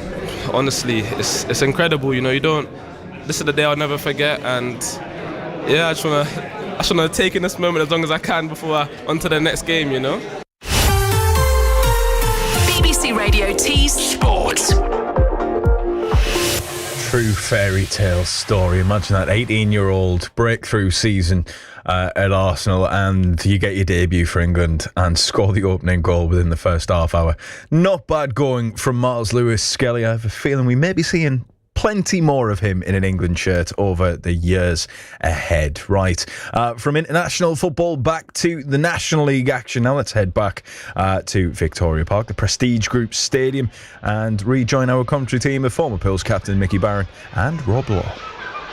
Matty Nixon right on the money as always. Both teams out on the pitch. The referee checking with both goalkeepers, then takes a glance at his watch and a blast of his whistle as we get this second half underway. No changes for either side, so Pools as they were. Adam Smith in goal, the back three of Billy Sass-Davies, Tom Parks and David Ferguson, the wing backs of Louis Stevenson and Riaz Cleary, a midfield of Nathan Sharon, Jamie Miley and Anthony Mancini supplying Gary Medine and Manny Desirue up front. Boston as they were, Cameron Gregory in goal, Jordan Richards, Brad Nicholson, Connor Teal, and then Cameron Green and Zach Mills, with Keaton Ward and Dylan Hill in midfield, Jay Rowe as well, and Jacob Hazel and Jimmy Knowles up front as Pools attack with Mancini, edge of the area, rolls his studs over the top of the ball, and then finds Cleary on the overlap. Cleary edging into the penalty area, at the byline, low cross, takes a deflection, which just diverts the ball away from everyone in a blue and white shirt.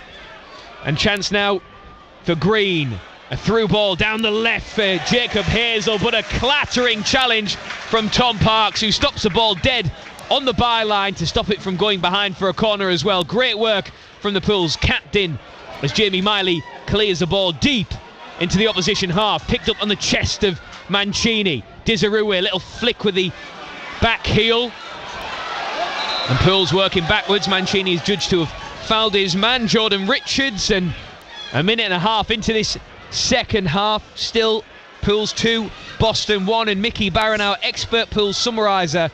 The second half has started exactly as you would have hoped. Yeah, definitely, and exactly like the first half, wasn't it? It's both teams attacking. Great tackle from Parks there, because Hazel, if he gets past him through on goal, times it well but manages to keep it in, and then the ball comes up. Manny's a little bit sloppy in possession there. He's trying to flick it with the outside of his foot, ends up giving a free kick away. Free kick then to Boston inside the centre circle. It's captain Zach Mills, who stood over the ball. Goes square to Nicholson. Back to Mills, been closed down by Medine and has to get rid of it quickly. Hits a diagonal ball and skips up off the turf and out of play for a goal kick. They never looked comfortable with what they were doing, did he? He didn't really want to play it short and then got it back and ended up forcing a pass that wasn't really on, and that ball just goes out of play. It'll be interesting to see if Boston change anything to try and stop the balls into Hartlepool's front men. I think they've got to be stronger with them. They've got to be more physical with Medine and Manny and try and put them under a little bit more pressure.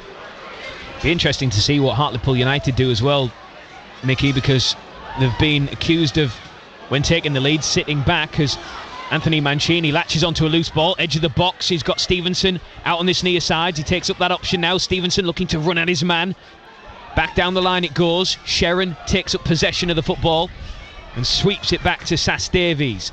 Into the chest of Desirue. And it ends up out of play for a Boston throw. Long down the line it goes from Nicholson. That arching throw that he has in his locker. Sharon gets underneath it, clears it, and Desirue might be through. Wide on the right hand side. Medine peeling away to the back post. Desirue just gets brushed aside, and it's out for a goal kick. And it remains Pools 2, Boston 1 on BBC Radio T's Sport. Full match commentary, this one in the National League, and pleased that it is an entertaining game to bring you this afternoon. Now featured full match commentary with me, Rob Law, Mickey Barron, our expert Pools summariser, former Pools captain, in the top 10 of appearances for this football club. Being in the dugout as well, Mickey Barron, he knows exactly what this club is about and exactly what it's like when the team is doing well and performing. And fair to say, we haven't had much to shout about in the last couple of seasons, but Pools, at least this afternoon, putting on an entertaining game as Boston have a shot on target with Cameron Green just fizzed up off the surface and into the arms of Adam Smith as Pools attack from left to right in this first half. Pools in their familiar blue and white vertical striped shirts with the blue shorts and the blue socks. And Mickey Barron, Boston are playing in Magenta. There you are. I think they've changed formation as well. I think they've gone to a 4-3-3 with Hazel down the middle on his own and being it's in. And go in. Jacob Hazel has just missed. But that for a minute, as Adam Smith couldn't make his mind up in the Pools goal whether to come for a long ball forward or not. He got stuck in no man's land. Hazel had read exactly what the Pools keeper had done, and despite running off to his left-hand side, trying to hook the ball goalwards, Smith was scampering back to his goal line, and the ball bounces wide of the mark. But that was almost another blunder from the Hartlepool United goalkeeper. Yeah, it was a clever play from Hazel though, Rod, wasn't it? He saw Smith coming out and he tried to lob him, and that's the difference sometimes between winning and not winning a game, is just that little bit of luck, and we certainly had it on that occasion. We'll be over to Ray Simpson very shortly for an update in the National League North. Darlington against Rushall Olympic, also keeping you across Spennymoor Town against Farsley Celtic in the National League North. Here though, Pools 2, Boston 1 on BBC Radio T Sports. Ferguson fires one into Mancini, circles away from danger. Running through the centre of the pitch, gives it to Sharon. Now Miley takes up possession. And Ferguson hugging the touchline over on the far side. His pass is intercepted, free kick to the visitors. So let's go over to Ray Simpson watching the Quakers against Rushall Olympic in the National League North. Ray. 50 minutes gone down from 1, Rushall Olympic 2. Darlington were attacking the Rushall penalty area, but the ball broke down and Rushall quickly went up the left-hand side. The ball was crossed into the middle, and there was Austin Samuels getting ahead of his man to side put him at the bottom right-hand corner.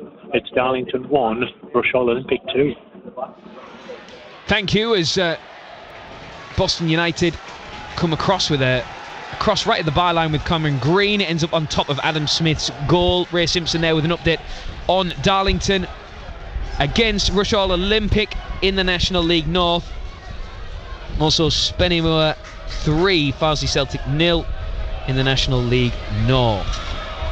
So good afternoon for Graham Lee's side. Just a reminder, we'll hear from Graham Lee on BBC Radio T Sport on Tuesday night between 6 and 7. Yeah, they've actually gone to a back five, Boston, Robert. So they've got a 5, then 2 sitting midfielders, and then the 3 up front, which is quite brave because it has a lot of people up the top end of the pitch. Mancini does well to fight and win it. Cross to Medine, and the header is over the crossbar. He looks to the heavens, Gary Medine. He thought that was his second of the afternoon. It arrived at him very quickly. He just couldn't get it down. He'll be disappointed with that, Rob. I think he's got to score that with. He can see the ball come from a long way. He's just got to head it down, and he's just gotten underneath the ball a little bit, heading over. Well, great ball into the box, and Gary should really be finishing that. And that's the goal they need, Rob. That third one is crucial in this game. So Pools with another opportunity that goes begging, and the more that happens, the more Boston will be encouraged. You just expect him to score from there, Rob, don't you? With the quality we know he's got and the goals he's scored already this season, you expect him just to head that into the back of the net. But again, Anthony Mancini involved, and a lot of the good things that have happened this afternoon from Hartlepool United have either come from Anthony Mancini or Riaz Cleary. Yeah, definitely. I think you're right there, Rob. Too people I spoke to at the start, to Boston's manager about actually at the start, saying, look, these are people who can change games, and he knew all about them. He knows who the dangerous players are, but he was telling me, look, you've got Manny, you've got Medine, and all these other players on top of those two. So he was quite aware of the threat from Hartlepool. I'm just looking through my notes as we have a break and play here on the chances so far. So obviously the opening goal for Pools made by Riaz Cleary, that Gary Medine finished, and then Riaz Cleary with the ball over the top into Anthony Mancini, whose lob was over the crossbar. So Cleary and Mancini combining there. Yeah. Then Mancini feeding Manny Desirue inside the area, who fired wide, and then Riaz Cleary involved in the second goal, which led to Manny Desirue's first goal of the afternoon. Then Mancini with a back heel into Riaz Cleary, who flashed wide.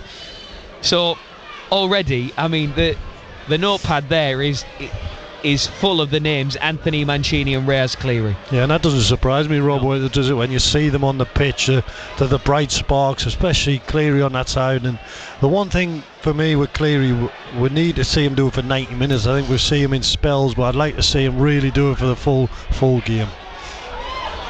Pools on the attack. Mancini gets closed down, but he might fall for Medine, whose shot is blocked. It comes to Cleary. He tries the spectacular. It doesn't quite come off as it ends up in the town end. I'm being quite kind when I say that it didn't come off. It went high, wide. It was wild. 55 minutes. Pools 2, Boston 1. Yeah, total wrong choice from Cleary there. He's trying to sort of side foot it with pace, but he probably should just bring it down and cross it back in. Interesting to see how long Mancini lasts, Rob, to see how long they keep him on for. I know they're desperate for the win, but they have to think about, he hasn't played a lot of football. I think he might. I'm just looking at him now, and obviously he's been struggling with that groin issue, which is why he's been sidelined, and he is struggling to move at the minute, and he's been sort of hunched over.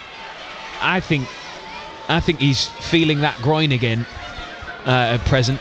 I think he might have got a clattering in the unmentionables. Yes, I think he's just sort of struggling with the aftermath of that. He's certainly struggling with getting some air in his lungs, should we say, as I think everyone knows what he's struggling with. Yes, absolutely. As we all know, there is no greater pain. As Brad Nicholson is preparing to take this long throw in for Boston United into the Pools penalty area. Desirue heads it away, comes back out, shot through a crowd of bodies. It bobbles, it bounces. Medine swings a boot at it, and eventually cleared out into touch for a throw-in to Boston. Yeah, it was a little bit scruffy, Rob, but I think he had a chance to score there. I don't know who it was in the box, but he swung at it and missed it. But he was about 8 yards out. It would have been a shot on target. But these long throws cause a bit of danger, don't they? It's not the first one, it's normally the second one where it bounces out to the edge of the box. This time they've gone short. Ward, who's been bright, down the line to Nicholson, to the front post, blocked by Parks, hooked away by Jamie Miley. Ward back into the area, comes all the way through to this far side, and Louis Stevenson can intercept. and just sweep it away momentarily. But it's Boston who come forward yet again, and Pools are sitting deeper. Ward hits a diagonal over to the right-hand side. Drops infield for Teal. Pools trying to win possession back, but Boston keep it. Now Raw skipping, driving forward into the area, and Pools are able to just close that avenue and see the ball drop out for a goal kick. And the attendance has been confirmed this afternoon. 4,242. That includes 263 who've travelled from Boston, which is an incredible show of support from the Boston fans. I have to be completely honest though, Mickey, there is never 4,242 inside this stadium this afternoon. I would love to know how they make up those numbers. Yeah, definitely. I think I always gauge it off the sort of town end and see how many's in there. So unless this underneath us is absolutely chock-a-block. Well, even the Cyril Knowles stand, there's huge gaps and spaces there. So Anthony Mancini latches onto a defensive mistake by Green, just dallied on the ball a little bit too much. Mancini comes away with it, circles past two, step overs at the byline, to the back post, headed away by Mills. Poole still pressing to try and win possession back, and they do with Cleary, but he's just brushed off the ball, and the Pilgrims can try and work it away. Nicholson fires it up the pitch, and Parks heads it back the way it came. Oh, beautiful skill by Stevenson, who nicked the ball one way, ran the other, and circled round his man to win possession. The ball ends up out of play for a throw-in, quickly taken. Miley underneath it and clears it into touch. And the game sparking into life once more, Mickey Barron. Yeah, it was unlucky Stevenson one. He did a great little bit of skill, and it put him in that 50-50 situation again, and the crowd were waiting for that tackle, and he went in for it, and the ball didn't bounce from him. It was a nice bit of skill, like close control next to the touchline. There's the rain, very fine rain, just starting to make its way over the top of us here this afternoon. Raz Cleary intercepting on the edge of his own penalty area. Almost made a nice through ball there to Mancini.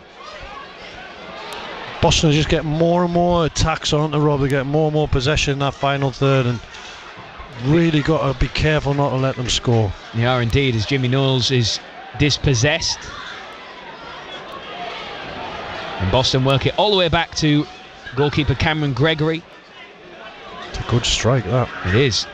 As Graham Coughlin is readying a Boston change. It'll be the first change of the afternoon. I think Anthony Mancini's spent out there, Mickey. Yeah. Just looking at his body language, shoulders sunken.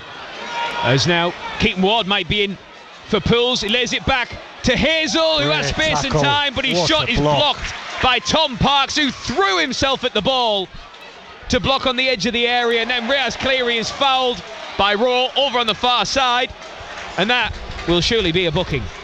Yeah, great block from Parks, because that was definitely on target, but the defenders have switched off there. They're running behind. It's a simple run. They've got to pick it up, communicate with each other, and as it's come back to Hazel, Parks has dived right across the line of the ball and blocked it, and probably saved a goal. Cameron Green going off. He got a fresh new nose job this afternoon in the first half, needed some treatment. Hopefully he's clearly alright, because he continued on for some time, but he goes off and being replaced by Kieran Coates. So Coates on, Green off. The first change of the game. Just looking over on the Pools bench, don't see anything as yet, although Joe Gray is warming up over on the far side. I'd be shocked if Anthony Mancini plays 90 minutes, Mickey. Yeah, me too. I think with his injury record and sort of, I think the state of the game will determine that as well, Rob, and how the game's going, and whether we can take him off. But Miley's been brilliant, Robert. Yeah. Do you know what I was going to say before? The ball came to him in his own half, and he just hooked it first time round the corner. And they're things that you don't normally see from players out of an academy. You know, he's got that understanding of how to play the game at this level. Just past the hour mark. Pools 2, Boston 1 on BBC Radio T Sport. Pools on the attack. Stevenson into the feet of Mancini, who stopped in his tracks and dispossessed. Hill looks to spread the play beautifully out to the right hand side. Reyes Cleary back doing his defensive duties and does really well there as Miley hooks it away once more. That draws applause from Anthony Limerick in the Pools dugout over on the far side. But Mickey, what we're seeing this afternoon is so far removed from the Hartlepool United we've seen in recent weeks, and in total honesty, we've seen almost in the entirety of Anthony Limbrick's reign in charge as head coach since taking over from Lenny Lawrence. It's a difficult question to say why is it so different, but what is so different this afternoon is probably a better question. Hold that thought, because Hazel has fed the run of Keaton Ward, edge of the area, 3 Pool shirts around him. Ward, nice footwork once again, out to Knowles on the overlap, across, and down inside the area goes a Boston man, but the shot was well over the crossbar in the end. That was a chance for Boston, but it remains 2-1 to Pools. Yeah, it was good play, wasn't it? They moved the ball from one side to the other, and that's one part of Cleary's game I think he needs to improve on, Rob. That full back of the opposition, trying to get in behind him, and he switches off it sometimes, and that time coach got in, put a good ball in. I think it was Jay Rose swap side, and he's just leaning back a little and putting it over, but they're getting more and more opportunities, and Hartlepool have got to do something to keep the ball up this end of the pitch and keep it away from the goal. Goal kick to Pools. Adam Smith to take it. Booms it up the pitch. Manny Desirue leaps, doesn't get there. It bounces through to Cleary, who does win it. Now Medine feeds it into the path of Desirue. Quickly closed down. Through ball to Louis Stevenson, arriving on this near side. The cross blocked off the head of Richards. Miley picks it up, Sharon keeps it moving, and Stevenson stops the ball dead, then delivers into the area. Medine is there, header that drops inside the 6-yard box and is easily collected by the Boston keeper. Mickey Barron, I pose that question to you. What is so different about this Pools team? For those listening at home this afternoon, they're hearing the chances, they're hearing the football and the action as it unfolds, they're hearing the goals, but from you sat here at the back of the Neil Cooper stand, what is so different this afternoon? Because it is different, it feels different. There's more of an energy about the team, but when they play the balls forward, when they have Manny and another with a runner, they flick the ball and often goes to the opposition, where when you've got Manny and Medine, you've got 2 people who can hold it up, the team can come up the pitch, the midfielders can get closer and build the play up, and I think that's been the biggest difference for me. Long throw in from Boston United into the Pools penalty area. Desirue there again to head away. Cleary helps it on its way. Now Anthony Mancini is in a foot race with Courts, and Mancini's going to get there first, and he does, but he's wide on the right hand side. He needs some support. There's nobody anywhere near him. Louis Stevenson arrives to help join the fight. Back into Mancini's left foot, that's blocked by Zach Mills, who threw himself at it, and Anthony Mancini is out on his feet. He sat down on the turf as Pools are in possession. He needs to come off. Yeah, he does. He needs to come off five minutes ago. If he doesn't, he's got a likelihood of either making a mistake or getting injured again. You're right, Rob, he does need to come off now. And you see Nicky Featherstone being called back to the technical area to receive some instruction from Anthony Limbrick. Meanwhile, Pools and the game goes on. Rowe crossing the halfway line for United, Boston United that is. Infield, Hill turns out to Kieran Coates, the second half substitute. Put a delicious ball into the box moments ago. The J. Rowe fight over the crossbar from Hill, delivers it deep into the area. Rowe is there again, and the header comes right across the byline. Adam Smith comes right out to the touchline to clear it, and Gary Medine flicks the header on, but nobody there to chase it up. And Pools are getting ready. Yeah, I don't really like that sub, Rob. If Featherstone's coming on, for me it's a negative substitution. You're going with him. You could go Joe Gray, surely, couldn't you? Yeah, or you could go Campbell. Yeah, Campbell too. And really keep the game, trying to attack them. That for me is sort of, we'll see if we can just hold on to what we've got. Oh, Reyes Cleary has picked the pocket of Dylan Hill, and now he's striding forward down the left-hand side. It's 3v3. Reyes Cleary into Desirue, puts it back for Mancini! And it's blocked on the goal line! Not once but twice, the move's still alive. Mancini into Sharon, back to Mancini, and then tries to cut it back to Cleary, who wins it inside the area! Oh yes! Reyes Cleary! If anybody this afternoon deserves a goal, it is that man right there. Reyes Cleary, his third in a blue and white shirt. Pools were banging on the door. You felt like the goal just wasn't going to come, but Mancini kept the move alive with his effort blocked on the goal line.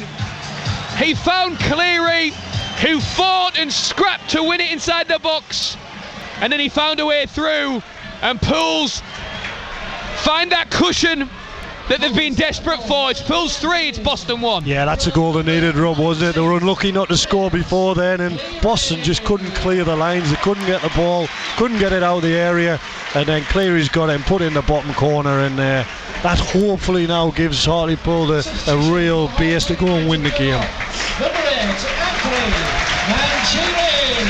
And listen to this, a standing ovation for the magic Frenchman, who has lit up this stadium this afternoon. He's been involved in everything alongside goalscorer Reyes Cleary. He goes off, he gets the plaudits. Nicky Featherstone comes on to replace him, and he deserves all the adulation this afternoon. Yeah, he does. He's been brilliant. I think he just gives you that little bit of class and a little bit of composure, and definitely what's needed. I think Featherstone coming on now will go to a more traditional 3 in midfield rather than having a 10 in behind and try and secure it a little bit. But yeah, really, really good from Mancini today. And Hartlepool United, having won just one of the last 13, having not won in 8 games, are almost there. 20 minutes left to play. They lead 3-1 against Boston United, who themselves have been fighting for every single point to try and get out of the bottom 4. But don't let their position in the table fool you. They've certainly been at the top end of the table in terms of form. They've won the last 3. They've been unbeaten in 6. And a win today would have taken them out of the bottom 4, depending on what happened between Wilston and Woking. Wilston and Woking are still tied at 0-0. But Boston United, their afternoon has certainly taken a few dents. Yeah, I think there's more goals for Hartlepool in this game, Rob. I think if they really want to, they can go and score that 4th and 5th and really put Boston to the sword. They look tired now, Boston, don't they? I know they've had a lot of games, midweek games, a lot of travelling as well, and that goal's probably really hurt them. I think this is their 5th game on the road in a row, Boston United. And look, you have to commend them for their run of form, and of course for their spirit, and for one, really hope they do get out of the bottom 4 and they do survive this season. But that eventually is going to catch up with you, isn't it? That amount of miles, especially for a team that is part-time. Yeah, definitely. I think when it's hard enough when you can get in the next day and recover and do all the stuff you need to, but when you're only part-time, it makes it even harder. A change there as Frankie Maguire has come on to replace Jimmy Knowles. Pools, meanwhile, on the ball with Miley out to the left-hand side for Desirue. Finds Miley at the angle. The shot saved by Gregory in the Boston goal. And now Ward looks to hit a diagonal, looking for the fresh legs of Maguire, but too much on that. Drops out of play for a throw-in. Really good again from Miley. He started the ball, the move with the ball forward, and he's continuing. I think that's been a difference there. Well, we've had midfield who want to get in the box and create things. He's got on the end of it there and is unlucky not to score. Thank you to Kirsty, who's been in touch. She says Boston's kit is raspberry and rhodamine red. You were miles off. I just said purple. What was the second bit? Rhodamine red. Rhodamine? Yeah. What's that? Pass. Oh. No idea. Quick Google. Thank you to Nick as well, who was explaining about Anthony Mancini's issues in the second half. Just said simply he took one in the bandstand, which is a great way of describing it. Yep. Nicky Featherstone in possession for Pools. They lead 3-1. Pools looking a little bit more comfortable for the meantime, but as I say that, Boston win possession. Keaton Ward looks down the line and only finds a blue and white shirt of Pools captain Tom Parks. Featherstone to Sass Davies, Dizaruwe. Pools are playing some beautiful stuff now as Sharon searches for an infield ball, gets it back to Sharon. Got to say, I think Louis Stevenson's been quietly impressive as well this afternoon. Yeah, as I think most people have, but I think sort of the ability to do what they're doing now, Rob, is just get Cleary or Stevenson down that side and get people into the box and give real opportunities to score. Cleary stands his man up, and Coates does well to knock the ball backwards a few yards. Featherstone into the feet of Medine, back to goal, and his pass is intercepted, but Medine almost wins it back and then gets brought down off the ball and wins a free kick as well. It's not a foul, referee. I agree, it's not a foul. I think Medine certainly won it there, didn't he? Yeah, he's cleared the ball, Coates, and his follow-throughs hit Medine, but you can't, as you're clearing that ball, you can't stop your leg from following through. It's just the sort of momentum, and he's hit Medine, but it's not a foul for me. Reyes Cleary is going to come off. He's been struggling with a bit of a knock. He gets a round of applause as well from the home fans. What a shift he has put in this afternoon. He's been impressive, Rob, hasn't he? He's given whoever the fullback is a tough time. He's happy to run inside and run outside, run down the line. But the thing I like about him, he's got that pace, but he's got quality at the end of it. He's got a real sort of ability to put the ball in the right area for strikers to go and attack. Absolutely. And Pools with a free kick. Wide on the left, Jamie Miley, another player who's been impressive. You could just pick out so many good performances this afternoon. Miley would be amongst them as he prepares to take this free kick. Right-footed, there's a two-man Boston wall. Lifts it into the area. Parks is at the back post, meets it with his header, falls to Sharon into the 6-yard area and ushered behind for a Pools corner. Excellent from Sharon, wasn't it? He wasn't playing that into the box for anyone in particular. He was just putting it back into an area, and sometimes that's all you need. If you've got that little bit of quality, the Boston defenders have to deal with it, and there he's just put it over the top of the goal for a corner kick. 75 minutes on the clock. Pools 3, Boston 1 on BBC Radio T Sport with me, Rob Law, Mickey Barron, our expert Pools summariser this afternoon. The slate grey skies above the stadium all afternoon long, but on the pitch Pools have been bright. The cross from Ferguson comes into the front post, flicked on by Parks. The home fans feel like that hit a hand of Zach Mills, but Boston have a throw-in inside their own half. I don't think it was handball, Rob, was it? It seemed to hit him in the chest as he's turning, so I know the fans shouted for it, but I would have been very lucky to get a penalty there. More changes being readied over in both dugouts. More on that shortly as Parks gets underneath this one to clear. The drums being banged away through our left-hand side by the northwest corner. Dizaruwe just sees the ball go out of play. So if you're just joining us, like I say, Pools 3, Boston 1. The goals coming in the first half. Gary Medine after 3 minutes, after good work from Reyes Cleary. An equaliser that followed from Boston. Keaton Ward showing nice footwork to drop the shoulder and find Jacob Hazel inside the area, who finished well, but he's finished taking a deflection off Billy Sass Davies. And Pools finding their way back in front through Manny Dizaruwe, again after good work from Cleary. Long throw into the Pools penalty area here by Nicholson. Medine is going to collect it and try and come away with it. Good sliding challenge there by Dylan Hill, though, to win it back for the Pilgrims inside the centre circle. And this second half has been a fantastic game of football as well. And Reyes Cleary and Anthony Mancini combining before the West Bromwich Albion loanee found the back of the net to make it Pools 3, Boston United 1. Keaton Ward in possession, closed down, and a little nick at the heels there from Jamie Miley. Then Keaton Ward just puts his hand across the face of Miley there, right over the shoulder of the referee, which Miley took offence to, and quite rightly so.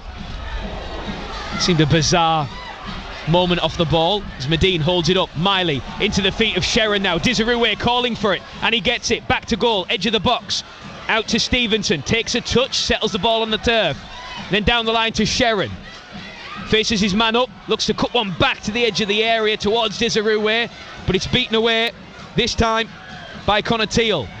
And now Maguire for Boston strides forward, needs some options. Jacob Hazel inside the area, as is Ward. Maguire instead goes for Rowe, square to him.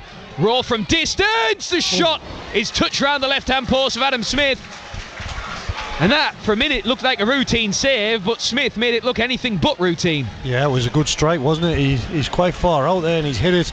I don't know whether it's taken a deflection on the way through, but Smith's had to turn it round and give a corner away. But there's still something in the game for Boston, Rob, isn't there? There's still something to give them some encouragement.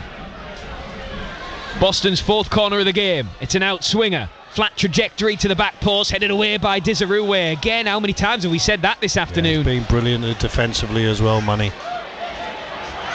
And the shift that he puts in, people ask, apart from goals, what else does he offer? I don't get that line of thinking at all. No. If you watch Pools week in, week out, you can see it. Cross into the penalty area that Adam Smith deals with at his front post and gathers that down onto the turf.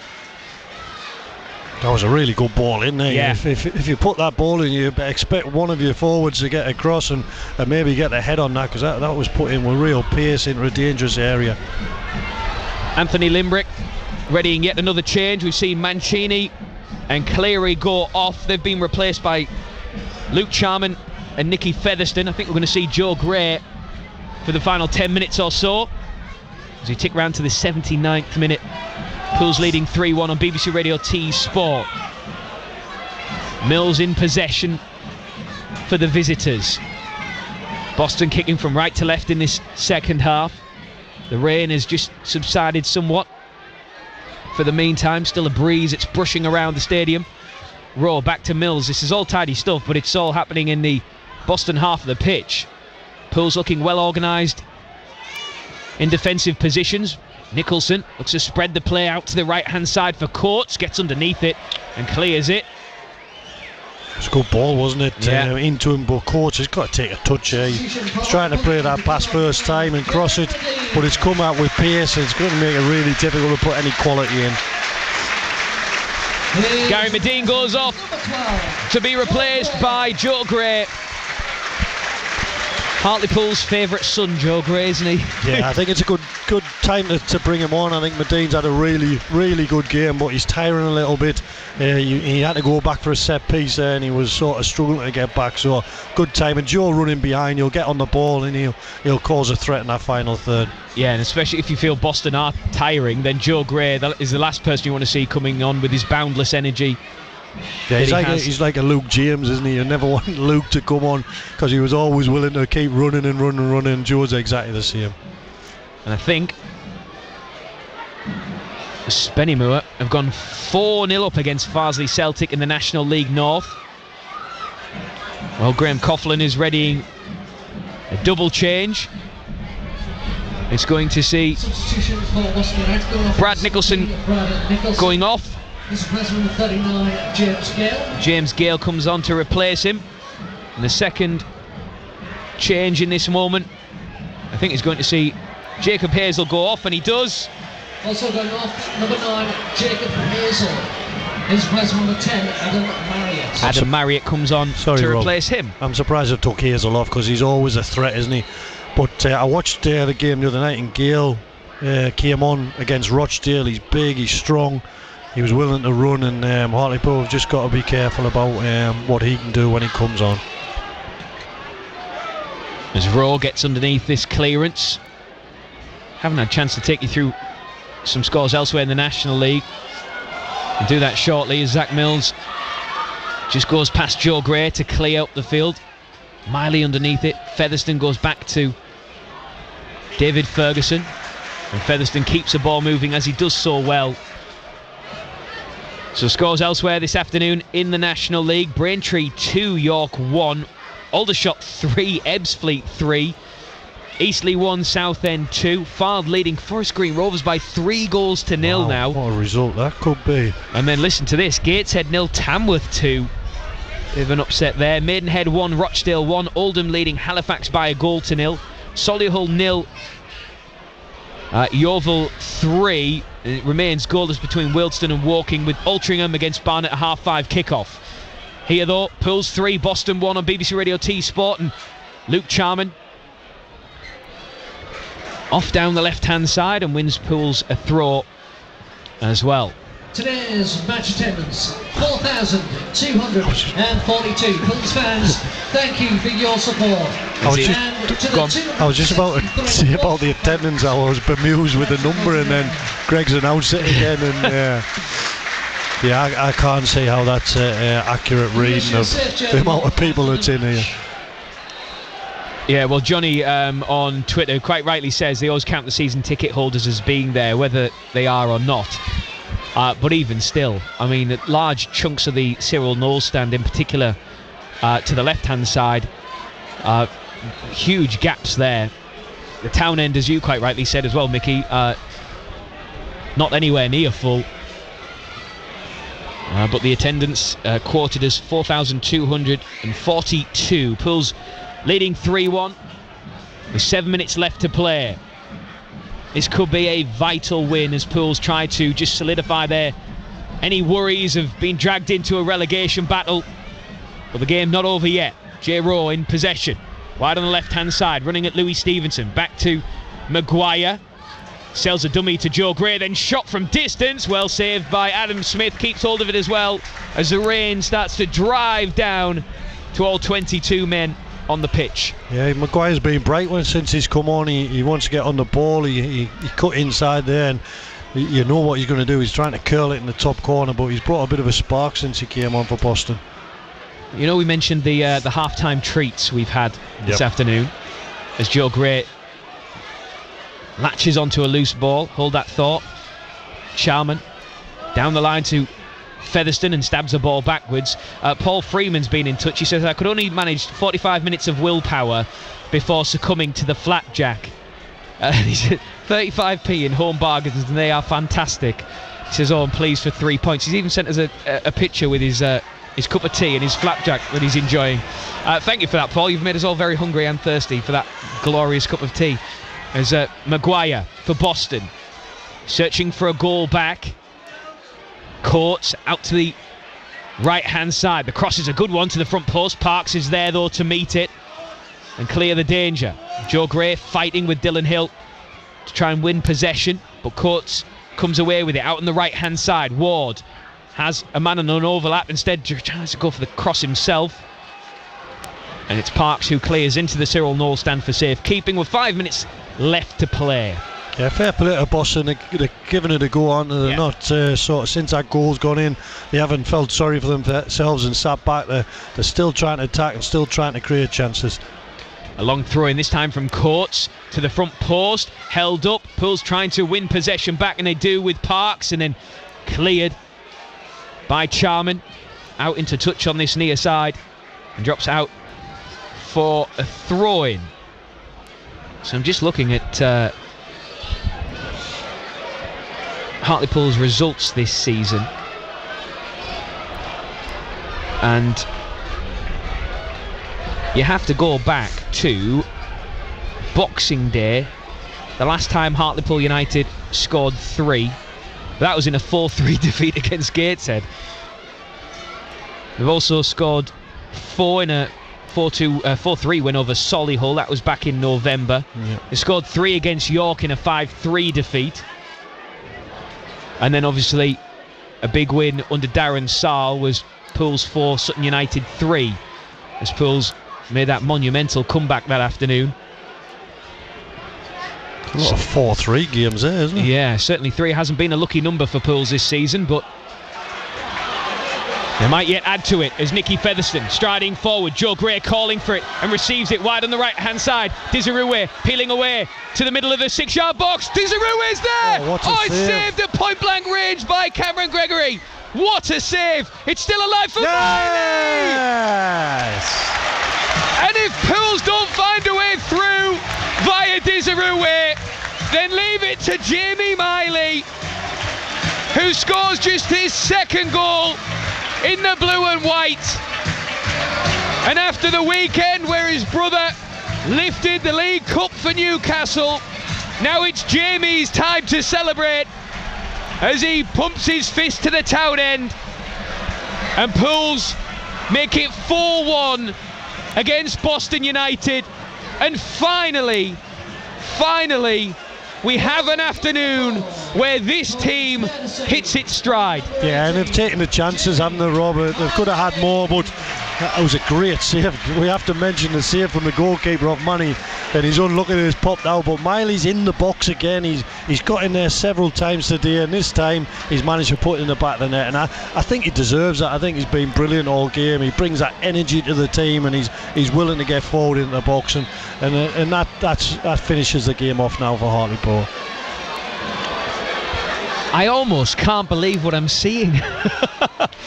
To be honest, Rob, there's been games recently where if they'd taken chances, they would have scored, wouldn't they? There would have been a 3 or a 4, and they just haven't taken the chances and haven't been able to get that win. So you could probably say it's been coming, but it's just nice for the players and nice for the manager that we can sort of get that win and enjoy scoring some goals. And it'll be Hartlepool United's first win at home since New Year's Day. It's incredible, isn't it, when you think how long ago that is, but they should have won games in between then and now. They've had chances to win games, but as I say, it's the lack of taking the chances that's cost them. 6 home games without a win. No win in 8. 1 win in 13. And coming into this afternoon, there were 9 points separating themselves and the bottom 4. Yeah, I think that just takes away any worry now, doesn't it? That you're going to be looking over your shoulder at the other results or how other teams are going on. And now I think after the win, it gives the team some confidence, and hopefully they can win some more games and finish higher up in the table. Well, it'll take them to 49 points if other results stay as they are this afternoon. Normally 50 is the mark, isn't it, that would deem you safe. Yeah. As Boston try to attack with Keaton Ward, low ball in the 6-yard area and gathered by Smith, with Jay Rowe lurking nearby, in the rain starting to drive down a little bit heavier, and the Boston fans in the rink end away to our left gathering their flags, scrumpling them up and getting ready for the journey home. But you have to say a huge mention to the 263 travelling Boston fans who have certainly done everything they could possibly do from the stands to try and encourage their team this afternoon.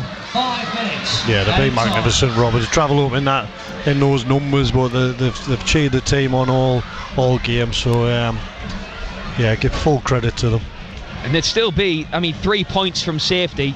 Even with this defeat, they would drop from 21st down to 23rd, so second bottom after this afternoon's games. Again, if results do stay as they are right now. I have to say, Rob, they're nowhere near one of the worst teams we've seen here. No, not by a long shot. Sort of the attacking threat, and they've just come up against a Hartlepool team today that's on song, and they've got some brilliant forward players. And now Joe Gray gets on the end of it. Ball forward from Sharon. Just outnumbered in the end though, and Boston can work it away.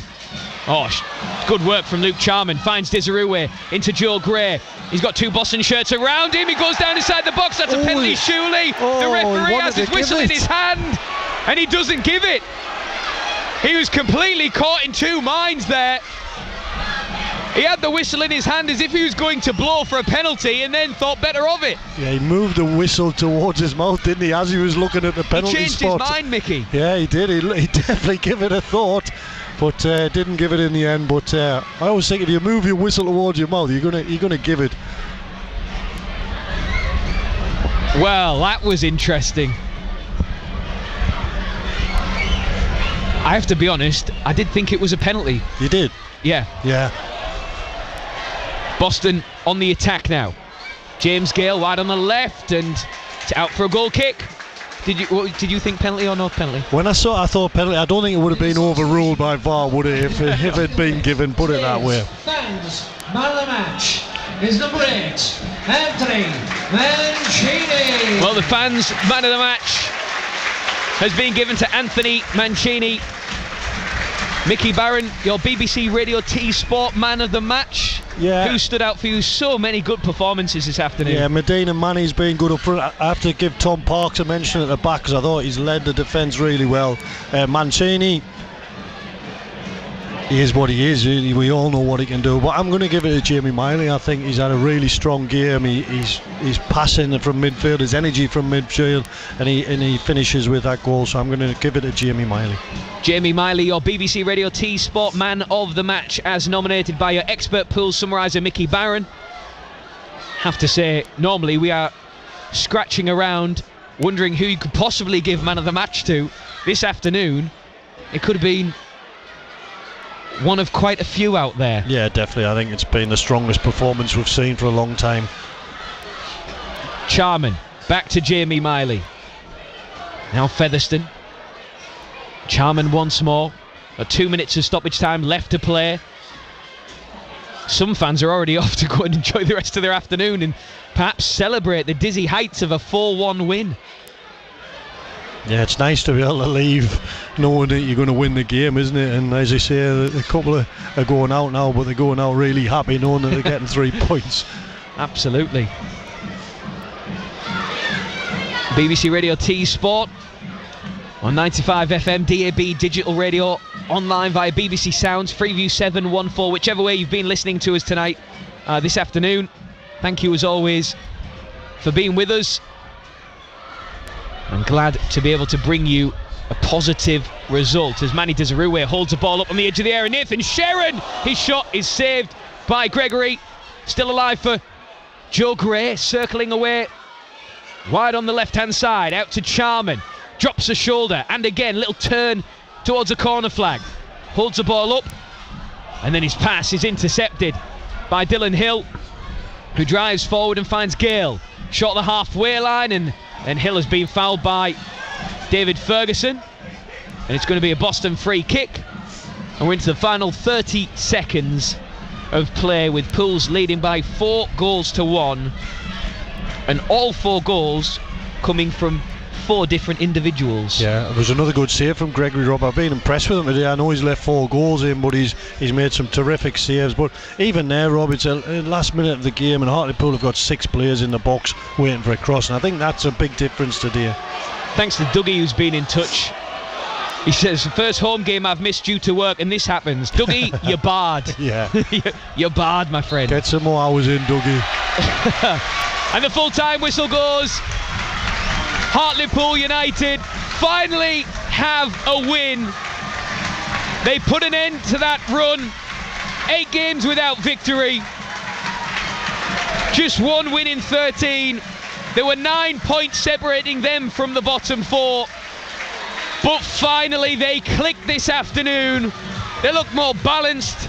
They looked much hungrier. And they took the opportunities when they came. And they came on 3 minutes with Raz Cleary, who was immense this afternoon. Found Gary Medine inside the area, who finished low past the Boston keeper Cameron Gregory. That was then cancelled out by Keaton Ward, who danced and pirouetted to find a ball into the feet of Jacob Hazel, who finished via a deflection off Billy Sass-Davies to make it 1-1. And then before the break, Raz Cleary involved again. Across, that caused a scramble. It arrived at the feet of Manny Desirue, who just shot wide moments before, but this time he found the back of the net to make it 2-1 to Pools. And the second half continuing in the same vein as the first half, which was thoroughly entertaining, plenty of chances, and a really open game. Anthony Mancini, whose initial shot was blocked, and Reyes Cleary was on hand to sweep home to make it 3-1. And then on 87 minutes, with Pools full of confidence and newfound belief, Joe Gray with a cross that came into the area, a shot that was saved at point blank range from Manny Desirue. Again, Cameron Gregory doing ever so well to try and keep the scoreline respectable. but the ball falling to Jamie Miley on the edge of the area, and with Cameron Gregory down on the turf and sprawling, Miley was on hand to make it Pools 4, Boston 1, and now Anthony Limbrick takes the applause of the home fans, and oh how long he has waited to do that, Mickey Barron. Yeah, and it's just a nice atmosphere in the ground now, isn't it? Obviously been waiting for that win for a long time. The manager's had a lot of sort of criticism about the way the team's played and results have recently, but thoroughly deserved today. I thought today was the best performance I've seen probably all season.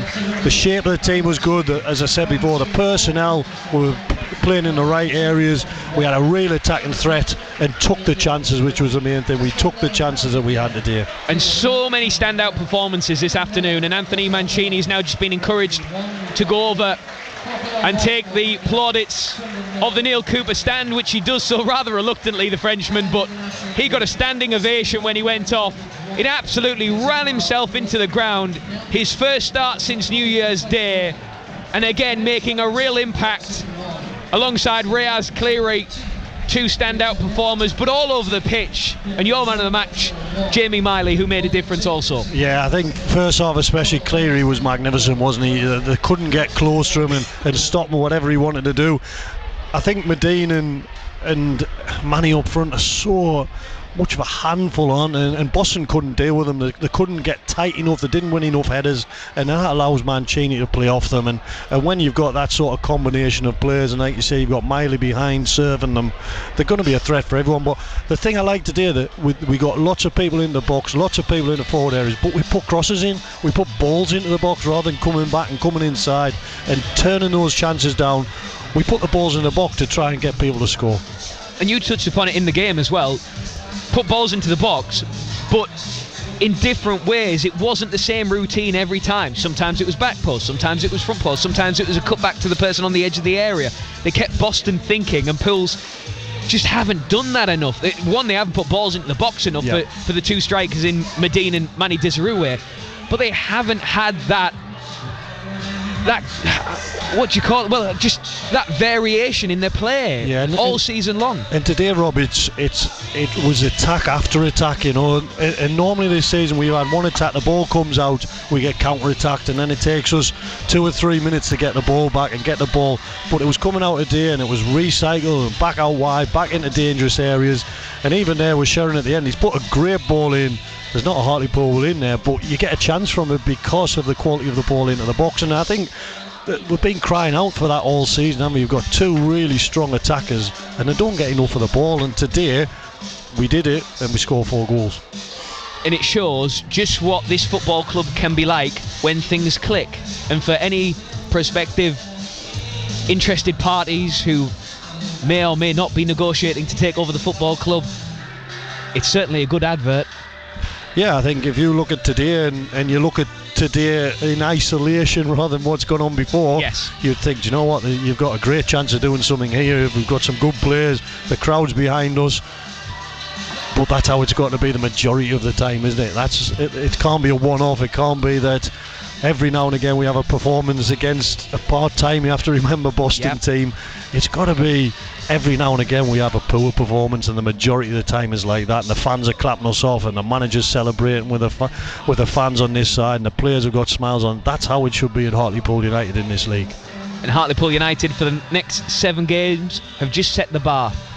100%, Rob. I think it's whether we can do that away from home, whether we can do it on a consistent basis. Can we do it against probably some better teams, because they've got a couple of tough games coming up, haven't they? So that's it now, and the manager will be saying that in there. I know he will. He'll be saying, look, that's how we got to play.